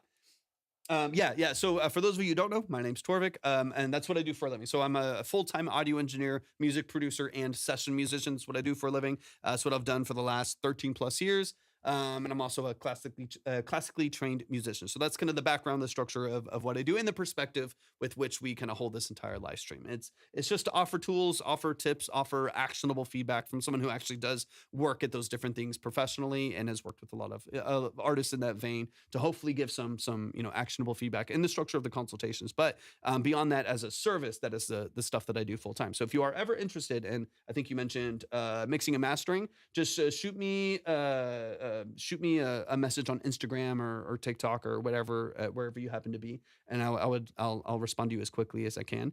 Leroy, welcome in over on Twitch. I appreciate you hopping in. Really, thanks. Main reason I was wondering is to help advance my production for my 100%, Lucas. Yeah, 100%. That makes sense. Yeah, I mean, here's the thing. Like, there's a lot that you can get trained in, right? Like, I think the better you are of a musician, the better you understand the language behind production and engineering, the better you're going to be. But there is nothing that beats doing it over and over and over again. You know what I mean? Like, there's like as much training as I got. Thank you so much for the Go Popular. I appreciate that a lot. As much training as I got in music and classically trained in piano and training in studio for audio engineering, like doing all that stuff, right? Nothing got me more. All that stuff was valuable foundation. I think the foundation is so vital and it's so important. But man, did I learn so many more valuable lessons, like mixing my first track for a client, you know what I mean? Or like actually taking on like real artists in bands and stuff like that and mixing for them. That there's nothing that beats that. Like you got to do it 1,000 times. So if you're like, hey, I want to get better at production, I want to get better at making beats, I want to get better as a pianist, so I can do keyboard and synthesis, I want to get better as a guitar player so I can make samples and I can start to just sample my own stuff, then you just need to do it. You got to build up the calluses, you got to put in the repetition, you got to put a lot of darts on the board. So my biggest recommendation is learn stuff, right? Like, if you want to do courses, if you want to like just learn from YouTube or like go train in a studio, find a mentor or something like that, then that's awesome as well. Or just get feedback online, like, a lot of these people do too. That's one great way to do that. But the other side of it is you got to execute. You got to do it over and over and over again. There is no better teacher than experience, right? So if you're like, hey, I'm trying to write more songs, you can't write 3 a year. You need to write 4 a day. You know what I mean? Like you've got to really want it, and you've got to really dig into it. So that's my recommendation is if you want to do it at scale. Let me catch up a little bit. Amir, thank you so much for hopping in. I would love to get your feedback on the mix of an original of mine. Yeah, if anybody does want to submit, let me throw it up here really quick. We're about to get into Zayle's track. If you want to submit, just follow the steps that are right here on the screen. If you're on TikTok, just follow the steps. They're right here on the screen. Follow those links. If you're on Twitch, hit !submit. If you're on YouTube, just go to my description for the live stream and you'll see the link right there. Read through and follow all of the steps and we'll get you up on the board ready to go. Okay, let me just update a few things real quick. Dun, dun, dun. And then Leroy, I just saw that notification too. Thank you so much for the follow over on Twitch. That means a lot. I appreciate that. All right, let's see. All right, Ford Fox. Fluent in many instruments, but I never realized how much the mixing affects the quality. It's so true. It's so true. The other thing that I would say, whoops, hold on. Didn't mean to do that. The other thing that I would say is more than the mix, this has to do with the mix, but really focus on capture.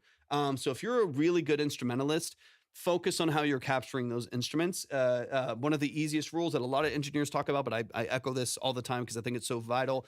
Track as if it's not going to be mixed and mix as if it's not going to be mastered. If you do that, then your songs will be a lot better start to finish, right? So if I track a vocal, imagining that it's not going to be mixed at all, it will dramatically change how you approach tracking your vocals, where I'm like, I can't rely on all the other stuff. And I know I will later on. I'll EQ it and I'll compress it and stuff, but I'm going to track my vocal as if no one's going to touch it afterwards, right? As if I'm not going to mix it afterwards. And that means I'm going to have like good breath control, good proximity control. I'm going to make sure it's at the right height, the right angle. I'm going to make sure that my like inbound preamps and compressors and analog stuff that I'm using is set to the settings that are going to really, really benefit this to the max, so that when I print and it hits the DAW, it's 90% of the way there already, right?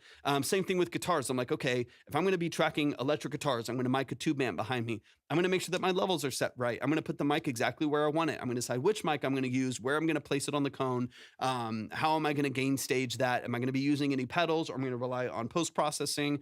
So on and so on, right? Like same with drums. Like I want to make sure things are phase coherent. I want to make sure are cohesive. I want to make sure that they're tuned well, that I'm playing well, that my dynamics are good. Everything starts at the source. So if you want to get better at mixing, get better at tracking, because it all starts at the source, right? You don't want to spend all of your mixing phase just correcting issues with your tracking, right? So even if you're a great musician, put so much more of your energy into how you capture, and I promise you, your mixes will be so much better off. And by default, your master will then be so much better off. Track is if you're not going to mix, and mix is if you're not going to master. And then your mixes will end up being vibrant and balanced and loud. And then you're just putting icing on the cake with your master, just getting loudness up, control, stuff like that. So anyways, let's get into Zayle's track. Zayle, I got some of your details there. Let's keep it going. Sorry, I know I'm doing the most here. And thank you so much for the Go Popular as well, the Ford Fox. I appreciate that a lot.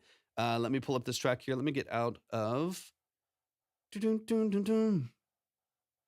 just got to make sure that I got everything set up here. Deeper and deeper.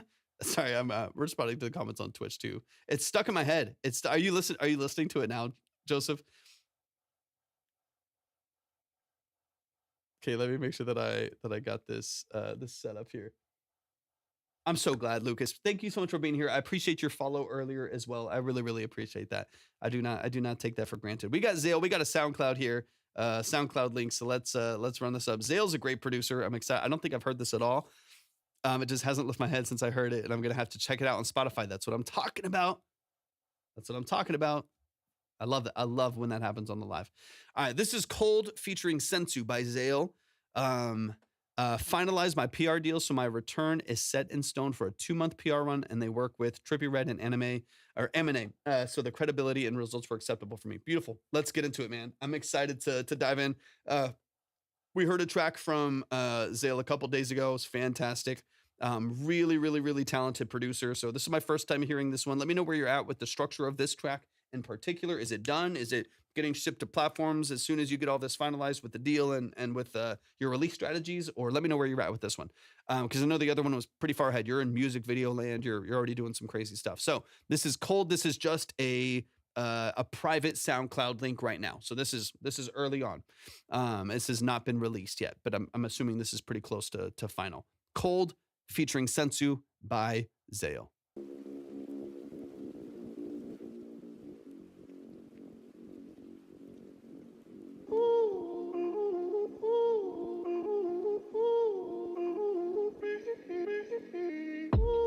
Bitch, stop lying, you can't beat me.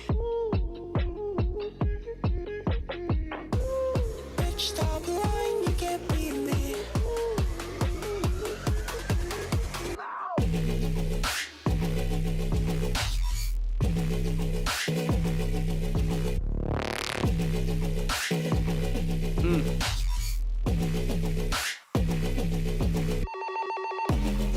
Sure, cool.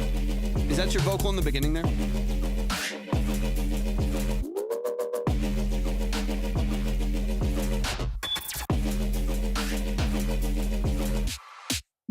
Time Mats, welcome in. Going cold since September. It's coming from the people, not the weather. They tell me that I'm trouble, that can't be true. Tearing through your lives, I can see through. I've been growing cold since September. Love your sound design. Cold since September. I've been growing cold since September. Nice.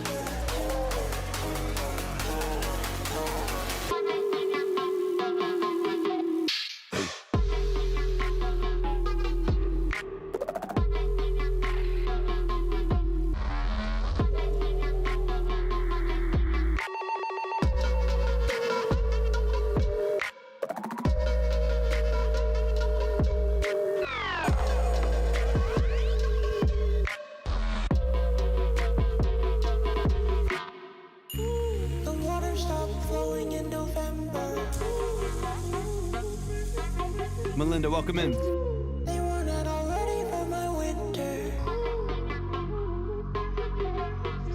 They tried so hard, just believe me. Now they all down, buried 6 feet. Bitch, stop lying, you can't beat me. Bitch, stop lying, you can't beat me. A little double time. Bitch, stop lying, you can't beat me. Bitch, stop lying, you can't beat me. Bitch, stop lying, you can't beat me.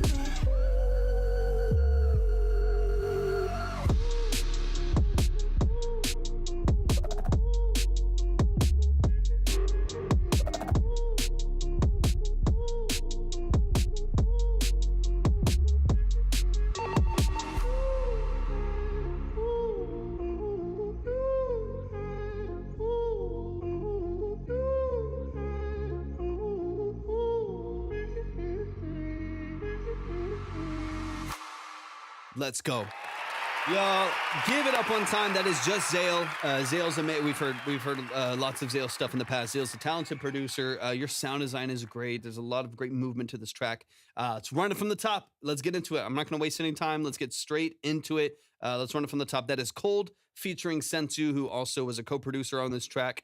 And let's run it. I'm excited. This is Zayle. Zayle said, I try to keep the listener guessing on this one, but keep it linear. Yeah, it still has like a familiar structure. Like it still feels like it has a hook, but it also has like your kind of bridge twists and turns at the end. When you change sound design a little bit, drum structure changes. It goes about double time.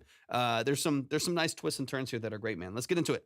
Let's run from the top. Really quick, before we dive in too deep, one thing that I would, I know it still is going to be engineered and it's going to be engineered beautifully. So I don't really even want to talk about that just because I already know it's going to go through that process. And a lot of the things that I'm hearing right now aren't going to be the case then, but it's on the tip of my tongue. So I'm going to talk about it. One of the things you're going to want to be careful of, especially in your B section here, where you have sound design changes, slowly getting into more aggressive sound design. 100%, man.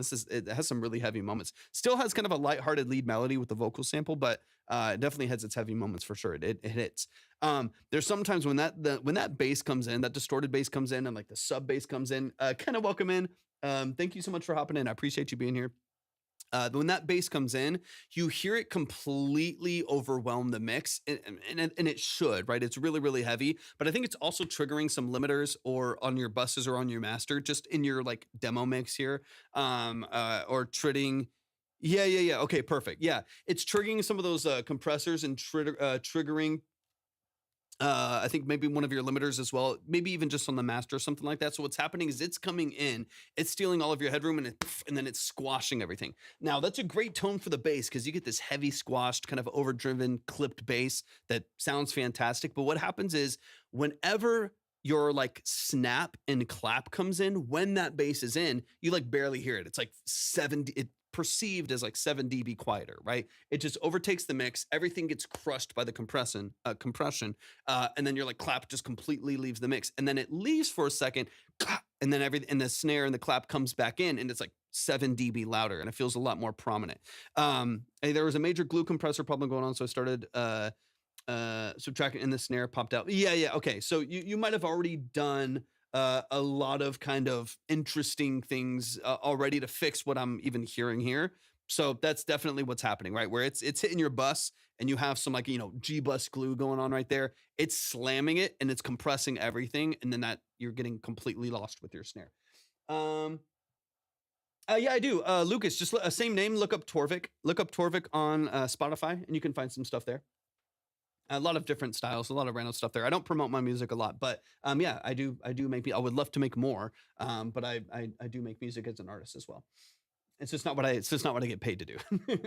All right, let's dude, I'm getting my chord tomorrow. Let's go, Kenna. Let's go. Yeah. You were telling me the other day the Arturia, right? Am I the Arturia 49 Keylab Essential 49? Am I remembering? Or am I making that up? Am I remembering that correctly? All right, let's run it from the top. Let's run it from the top, Zayle. We can talk about that in more depth when we get there. But I think that to me is one of the main things, right? I think vocal structure you already are kind of keen on. You know what you need to focus on there as far as maybe retracking some of those vocals. Especially in some of the kind of hyper pop stuff that you have going on in here. I do feel like it could be nice to tighten up that vocal structure. The mix will help, but get it really clean, really, really expressive, so that when it gets mixed, it feels tight. It feels very, very structured, almost like ultra structured. And so, yeah, that's what I'm excited for you to do as well. Joseph said, one day you be in the top 10 tour. Don't you worry. I believe it. I'll make it happen. I'll make it happen. The thing that I'm hyper aware of, Joseph, is that doesn't happen if I don't promote and if I don't put out new music and talk about it and stuff like that. And I don't. I would love to in the very near future. I just don't have a ton of energy to work on my own stuff. I'm trying to like, even like these catalog projects that I'm working on, some of them I might save for myself. I might release just through my own name and see what happens with it. And it could still get picked up for sync, but I would love for that to happen. But it doesn't happen, as Zayle's talked about. We talked about the last time we were here. It's not magic. You know what I mean? Like, I think that's the thing. Like, people just kind of think they can sit back and their music will just happen.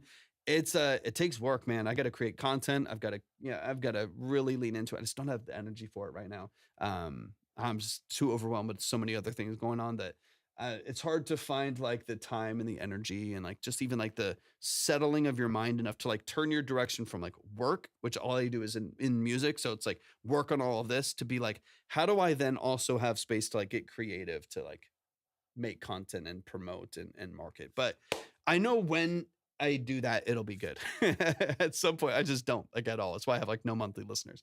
I put out thank you, Lucas. I appreciate it. Thank you. I like Paper Planes too. It's a good song. It is a good song. I appreciate that. So that song is actually Lucas.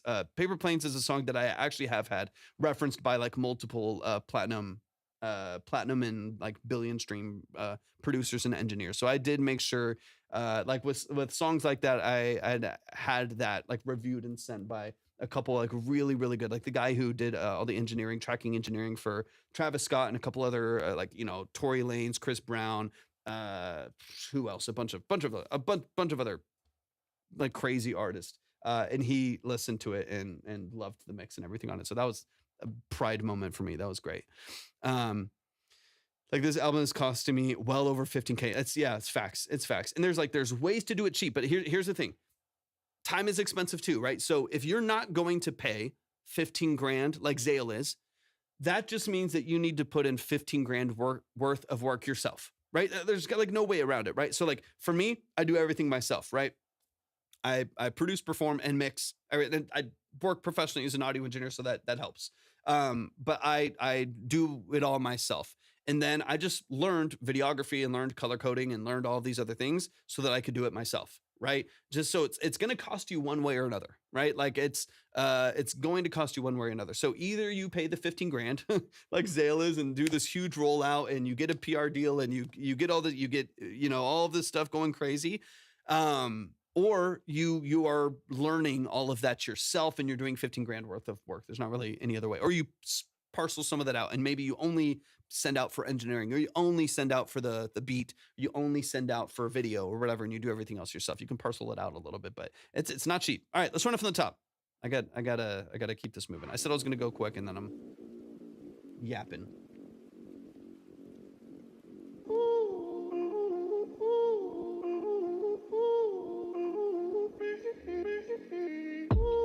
Bitch, stop lying, you can't Yes, let's go, Joseph. Bitch, stop lying, you can't beat me. We'll find out. We'll find out.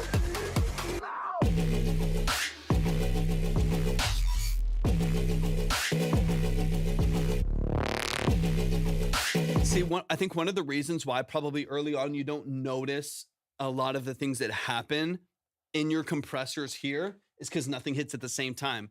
You have boom, boom, boom, boom, boom, boom, ka, boom, boom, boom, boom, boom, boom, boom, boom, boom, ka, boom, boom, boom, boom, boom, boom, ka, right? It's back and forth, right? So you never really get that triggering happening all at the same time because of this constant give and take in the production structure. It doesn't happen until later when things overlap that you actually start to hear that interruption. It's a constant coin flip coin flip per release. It's true.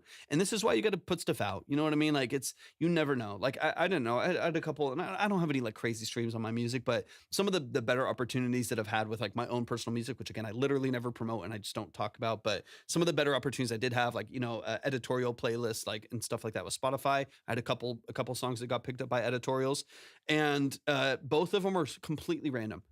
One of them was 2 years after I released the song. I posted a random post that was not a good quality post. It had like 400 views. And that night, 2 years after the release, that night after I put up that video, the right curator saw it and they added it to a playlist with 450,000 people in it. And within that week, it had like 25,000 more streams. And it happened with another song. It was like a year and a half after I released it, another random post with 500 views. It didn't go viral, but it got picked up by an editorial playlist with like 350,000 people, 20,000 streams within a week. And so you just never know, right? Like, that's why you got to put stuff out, because if I just like let those songs die and just like never posted them and like never talked about them, that would never happen. Right. And all those songs have, 35, 45,000, streams, which again, it's nothing crazy. It's not like magical numbers or anything, but for me, for someone who never promotes his music, it's pretty damn good to get those, opportunities. So that's why you got to post. That's why you got to put stuff out, because you just never know. It doesn't have to be viral. It just has to be to the right audience. You just got to connect. And you never know. I would cry if I got the, I was hyped. I mean, it's crazy because I think at the time, so I'm Gone was one of them, which I think is like 45,000 now or something like that. But I think when that happened, it had like 15,000, right? And it had been like a year and a half. So imagine having a song out. It has like 15,000 streams, which for me was great. That's awesome. That was killer. It had like 15,000, 17,000 streams, something like that. And then I'm just posting random stuff. I was like I was like trying to clean out some storage units or something like that, doing some odd jobs years ago. And I just like, hey, I'll just, I'll screen, have someone record me just like lip syncing this or something like that. Posted it, got 400 views, whatever. Like, it didn't do anything. And then I woke up the next day and it had like 21,000 streams. And I was like, how'd this get 4,000 streams in like a night? You know what I mean? And then and then like another 2 days later, and it was at like 34,000 streams. I was like, what is going? I thought I made it. I was like, I thought I was like, dude, it's game over. This is happening. And then it died off. It got, obviously these playlists typically go in like a week cycle, some even faster, but some of these go in like a week cycle. So after about 7 days, in that 7 days, it got me like 25,000 streams. It jumped up to like 38,000. And then it dipped after that. And then it's steadily gotten a little bit more since then. But you just never know, man. You literally never know. I'd be like, Mom, I'm quitting my job. I'm going to be famous. When I was 13, I got picked up by vloggers to compose for the videos. One of them was, Casey Neistat, the god of vlogs. Lucky as fuck. And I've ran with this. Yeah, see, that's the thing. I know another producer on here who's super, super talented. Super, super talented. And he got picked up by some YouTubers. He's gotten like 300 million streams from working with YouTubers. Like, it's crazy. Or 600 million, something like that. Like, but at least like 300 million streams. He's made several $1 million from his streams because it got picked up by like major YouTubers that were getting, 5-10 million views a video. And his music was like the intro to all those videos. So, you never know. Like, the opportunities are really interesting. I know you said you don't promote your stuff much, but do you know any tactics to getting it out there? I mean, it's a simple, I'm going to say the simplest version. Nobody knows you exist if you don't tell them. That's as simple as it is. The only reason that Ford F-150 exists is because you see them on the road, and you have for years and years and years, and you get a commercial for it every 30 seconds on the radio and on TV. That's the only reason it exists. If it doesn't exist out there, then nothing happens, right? It's as simple as that. So it's to me, it's more about like the philosophy behind getting your music out there than it is. And I say I don't promote my music. I have promoted my music many, many, many different times, and I've worked with so many different artists in promotion and marketing. My wife and I own a company called Obsidian Key, where we've done a lot with like social media management and promotion with different people and stuff like that. But so it's not, I don't know nothing about it. I don't focus on my music because it's not the money maker in my business. All the other stuff that I do is. And so I still know a fair amount about it, but it just really does come down to that. If people don't know you exist, then nothing matters. Right. So for one, you need to have stuff out there. You need to put music out there, and you need to tell people about it. how you tell people about it, I think has a lot to do with your personality, the aesthetic of your music, and the aesthetic of, you know, how you want to present yourself as an artist slash producer slash DJ, whatever it may be, right? It really comes down to that. And then just connecting all of those things, right? Connecting who you are, your authenticity, your truest self with your expression in your music, and then pointing an audience to that, and then finding your crowd. Sometimes it takes time, sometimes it takes years. I know artists that it took them 8 years to finally get people to pay attention to what they're doing. And you know, so it just takes time for some people, but there's no better way than just putting yourself in front of people. You know, social media is the new billboard. So if you're not posting on social media, you don't exist to anybody. And if you aren't going to post on social media, then you need to be performing. There's really no way around it. People have to know you exist. So if you want to get out there, quote unquote, get out there, then you've got to put yourself in front of people. You got to put yourself in front of people. I know that's scary for some people. It feels uncomfortable, but I would just find a way that feels authentic to you. For some people, it's like music videos, like high quality 4K music videos. For some people, it's like it's them sitting in their car singing. And for some people, it's like, you know, the auto-tuned kitchen videos. For some people, it's you know, I don't know. It's skits, you know, Connor Price and Nick D and some of these people, it was like skits and things like that blew them up like crazy. Now they do, you know, 10 million monthly listeners. You know what I mean? They're getting 40 million streams a month. Like, you know, that's, you know, it's crazy. So I think you just have to kind of find your version of it. You know, that's really what it comes down to. Seeing Summer blow up, it was crazy. It happens. Yeah, so many people, man. So many people that that blow up on TikTok, but you just kind of got to find what works for you. I've seen bands do it. I've seen single artists do it. I've seen people that like just did some public stuff where they like just started performing their songs in like streets and then overdubbing it with the actual audio, and it just looked cool because there's people around them. You know, they're in the middle of New York City or whatever. Like, it's, you know, I think. Morningstar, thank you for the follow. I appreciate it. Appreciate that a lot. I haven't heard of Valley. No, I haven't, but I have heard Somber, of course. Of course. Anyways, so I think you just have to find your version of that, you know, and I'm constantly trying to find the balance of like promoting what I do for a business so that I keep getting, you know, so that I continue to get clients and can continue to keep my business running for like tracking synths and production and mixing and mastering and stuff like that. And also being like, well, I also want to be an artist. So how do I promote that while still keeping the business afloat? And so, you know, it's always a balance, you know, but you got to decide what you want, who you are, and then how you showcase that to people. Okay, Zayle, let's keep this running here. I'm going to place here, if I drop and get less than 100K, it's a statistical failure. I feel, I know a lot of people like that, where it's just, it's a numbers game. If it's like, if I'm not, you're investing, you invested $15,000 into this album. If it doesn't give you a return on that, then you're in trouble, right? So you need 3 million streams. You need 3 million streams in order to get that back. So you have like, you know, I don't think it's a negative thing too. I think on the creative side, be fully creative. You know what I mean? Like when you are like we were talking about earlier, being fully creative and immersed in creativity when you are, you know, in the creative process and you're starting to build your tracks, right? Once those are done, it's business. You know what I mean? Like once you have produced and finalized and done all the things you want to do, it's business time. And so I think you have to be like, okay, like I need probably 3.5 million streams in order to recoup $15,000. And that can be across different platforms. A lot of them, most of them pay more than Spotify. So you might get 2 million on Spotify and 600,000 on Apple and a couple more on Tidal, and balance it out. So that's, you know, but then you have real goals. You're like, okay, I'm going to spend 15,000 on the album. I'm going to drop another 1,000 in promo or something like that. So I can push this out on like meta ads or something like that. And I'm going to see if I can get a recoupment on this investment. And, you know, it can be as simple as that. I mean, that's a lot of like what Nick D started doing, where he was just like, I'm going to spend $250 per song, $250 per song. So I just need to make sure that I get $250 back, which is like 100,000 streams or whatever it was at the time. And that's, you know, it can be pretty simple math, but it's a good way to look at it, right? Like create authentically and create for the love of the art. Once you have done that, it's business mode. You're a promoter, you're a marketer, and it's time to, you know, put your head down and start grinding. I can barely imagine that. Yeah. I mean, it's wild. I mean, so like my second album, even though it was shit, I just had a bunch of people that were much more closely following my music at the time because I was promoting it all the time and I wasn't doing nearly much work on other stuff. So my second album got like 250,000 streams total. And that to me was like mind blowing. That was like crazy. I was like, I I couldn't even fathom that many people would like listen to music. So much less like getting like now those people like Nick and Connor, they're getting 1 million streams a day.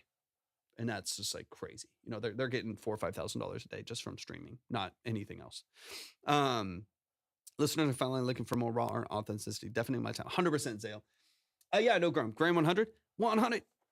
If that's who you're talking about, he produces for Connor and Nick D. Is that what you talked about? All right, Zayle, let's get into this track. We gotta keep things moving, y'all. I'm spinning to it. It's already I'm so tired and it's so late here. Let's keep this going. Okay, so this first part, he's super talented. He's a great artist too. The Churchill Downs one that he has is really cool. Is a Churchill Downs. I don't even know the words, but it's a cool song. I like the feel of it. I like the aesthetic. Okay, just want to get into this last stuff. You're gonna get this balanced. You're gonna get the mix done. I just want to get into this last section here. All right, right here.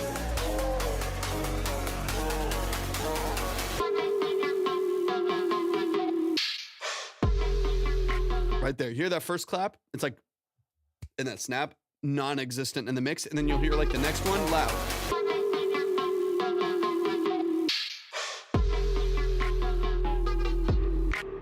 That one's twice as loud. Super quiet. Super loud again. So you'll hear as soon as the bass leaves, everything jumps to the front of the mix. So that's what I'm saying. Like, check your compression settings, especially if you're going to send anything that's printed to the engineer and they're not working off the session, or you have some things that are giving you some kind of weird issues in there. You just want to make sure it's not printed if you're going to print it and then send it to the engineer and it's printing with these kind of weird levels to it. So a couple things to double check there, but yeah, you can hear it's boom, boom.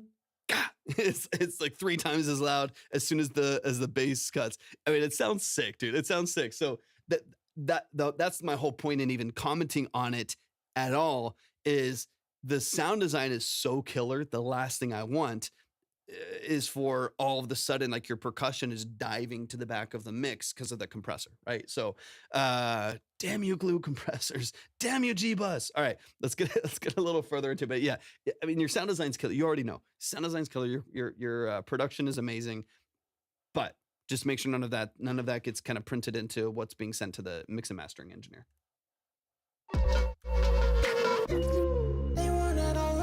What's up, Alias? What's up, dude? Good to see you. Yeah, heavy, width. Hit him with it. Everything's got to get hard. But if everything hits hard, nothing hits hard. You know what I mean? Because if everything's loud, something's got to give. Something's got to give. There's got to be contrast. There's got to be something's getting in the way, right? So in this case, it's subharmonics. In this case, it's the low end. That's taking up all your headroom. It's slamming the compressor and it's pulling everything back in the mix. So yeah, something's got to give. Something's got to give. Let's go, Aliex. Let's go, dude.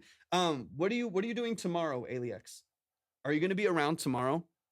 Dude, I'm so excited for you, Zayle. Dun, dun, dun, dun, dun, dun. Yeah, let's I'll be live again tomorrow. It's getting super late for me here and I've got a headache and I need to rest because I got to be up at like 6 a.m. So I would seriously, dude, it's been so long since I've heard a Carter mix. It's been so long since I've heard your music, man. I would love to break it down tomorrow. So yeah, hell yeah. There you go. Yeah, let's bring it up tomorrow. Let's bring it up tomorrow, man. I would love to give it a listen, man. Love to give it a listen, man. It's been a long time since I've heard your production and heard your music, man. I'd be so honored to hear it. Yeah, let's lock it in tomorrow. I'll be live. What is tomorrow? Tomorrow is, hold on, let's see.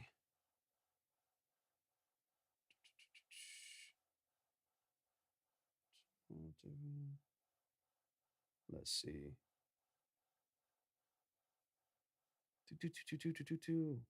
Yeah. I'll be live tomorrow, like early afternoon. I'll be on like, let's assume like 2 or 3 p.m. Something like that, Aliex. 2 or 3 p.m. I'll be back on. It's already 12:30 here, and I've been up since like 6:30, and I'm gonna be up at 6:30 again tomorrow, 6 tomorrow. So I gotta I gotta make sure I'm taking care of my health and my ears at the same time. It's always a low end compression fucking up my snares, and I never learn. Hey, that's the curse of being a producer, Zayle. We don't really learn. We just move. We move on. We're like, hey, that doesn't sound good. Let me move on to the next thing. Today is the day I learned. That means it was a good day. Not 100%. Yeah, you know, sometimes I learn, and then sometimes I'm like, oh no, but I want it to hit harder, and then sometimes it's just the wrong right because here's what's funny is like the end you're pushing it so hard and the end result is softer snare. You know what I mean? It's like it's sometimes what happens is the opposite of what you wanted. Like you're pushing the low end like crazy, you're cranking this massive sounding sub bass, and the result is soft percussion, right? And so it's literally just the opposite of what your intended goal is, right? In fact, backing off of that compressor, loosening your threshold a bit, maybe even turning down the bass a couple dB would actually give you so much more punch and pop. I feel it, Zayle. Trust me, it is the curse of the engineer. I'm so excited, Aliex. I'm so excited. Yeah, tap in. If you don't have notifications, turn on notifications. I'll also notify the group on Instagram before. I forgot to do that today, actually. But I'll notify everybody tomorrow before we go live as well. Yeah, I feel that, Zayle. But now you know. You can't unknow. You gotta lock it in. They tried so hard, just believe me. Now they all down, buried 6 feet. What's up, Saul? Stop lying, you can't beat me. Welcome in. Thanks for hopping in. Bitch, stop lying. Is it affliction? I think it's affliction, right? Am I saying that correctly? Thank you so much for hopping in on Twitch. Top on. Thank you so much, Aliex. I appreciate you over on TikTok. I'm on a couple different platforms here, so I'm trying to catch each chat. I would love to give a feedback affliction. I've got to hop off right after this track here just because it's getting late and I've got a pounding headache from my allergies. But I'm going to be live again tomorrow, affliction. So if you haven't already, I try not to ask too much, but if you can follow on Twitch and turn notifications on, I'll be live again tomorrow in the afternoon. I'm Central Time. So I'll be on tomorrow, probably around 2 or 3 p.m. Central-ish, something like that. I would love to hear your track. I already got Aliex. We're going to get him on tomorrow as well, so we can do full consultations, full feedback for all the artists tomorrow. But I gotta protect my ears and I gotta find a balance tonight. But I would love to hear what you got. Thank you so much for hopping in. I really appreciate it. All right, let's get to the end of this track, Zayle. But I think we covered everything, Zayle. I think we got pretty much everything we need. Hey, thank you so much, Lucas. I appreciate you a lot, man. You can't beat me. Bitch, stop lying, you can't beat me. I mean, the sound design is nasty. It's got a lot of interesting movement. Also about to go to bed. Always a pleasure getting to see you. Drink food, eat water. Message me on Instagram. You got a chance. Got you. I got you. Thank you so much, Joseph. I appreciate you so much.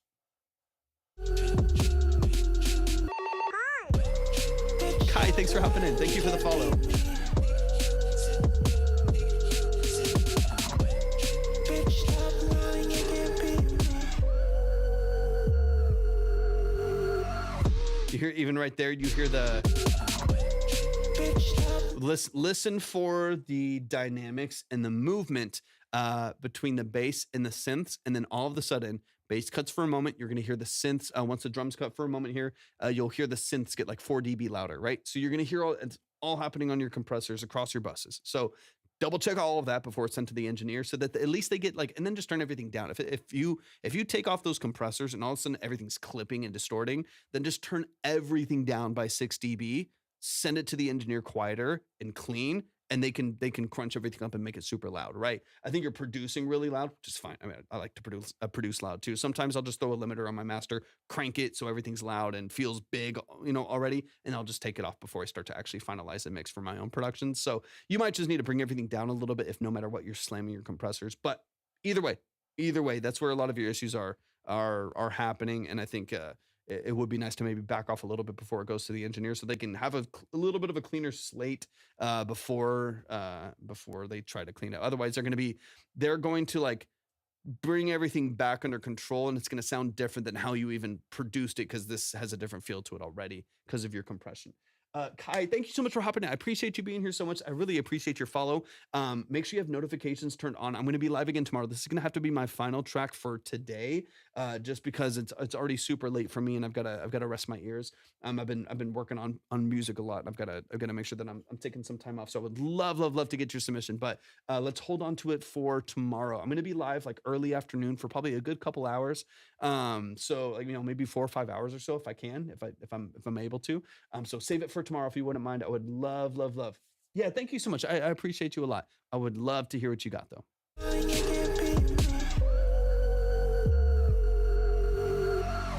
Hear how loud it, little lift and loudness right there.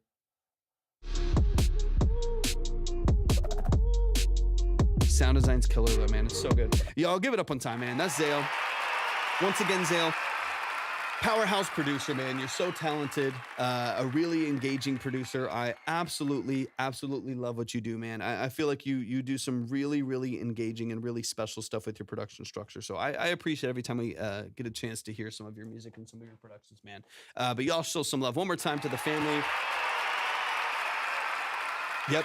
Work out the compression and vocal takes. Those are the two things, right? Like you already said with the vocals, you could probably retrack a couple things, tighten up the structure a little bit, make it a little bit cleaner, a little bit clearer, and then work on production structure before it gets out to the engineer, and you're gonna be in a good dude. Anytime, Zayle, dude, I love and appreciate everything that you do. So y'all show some love to the family. That is gonna call it for tonight. We're 2.5 hours in.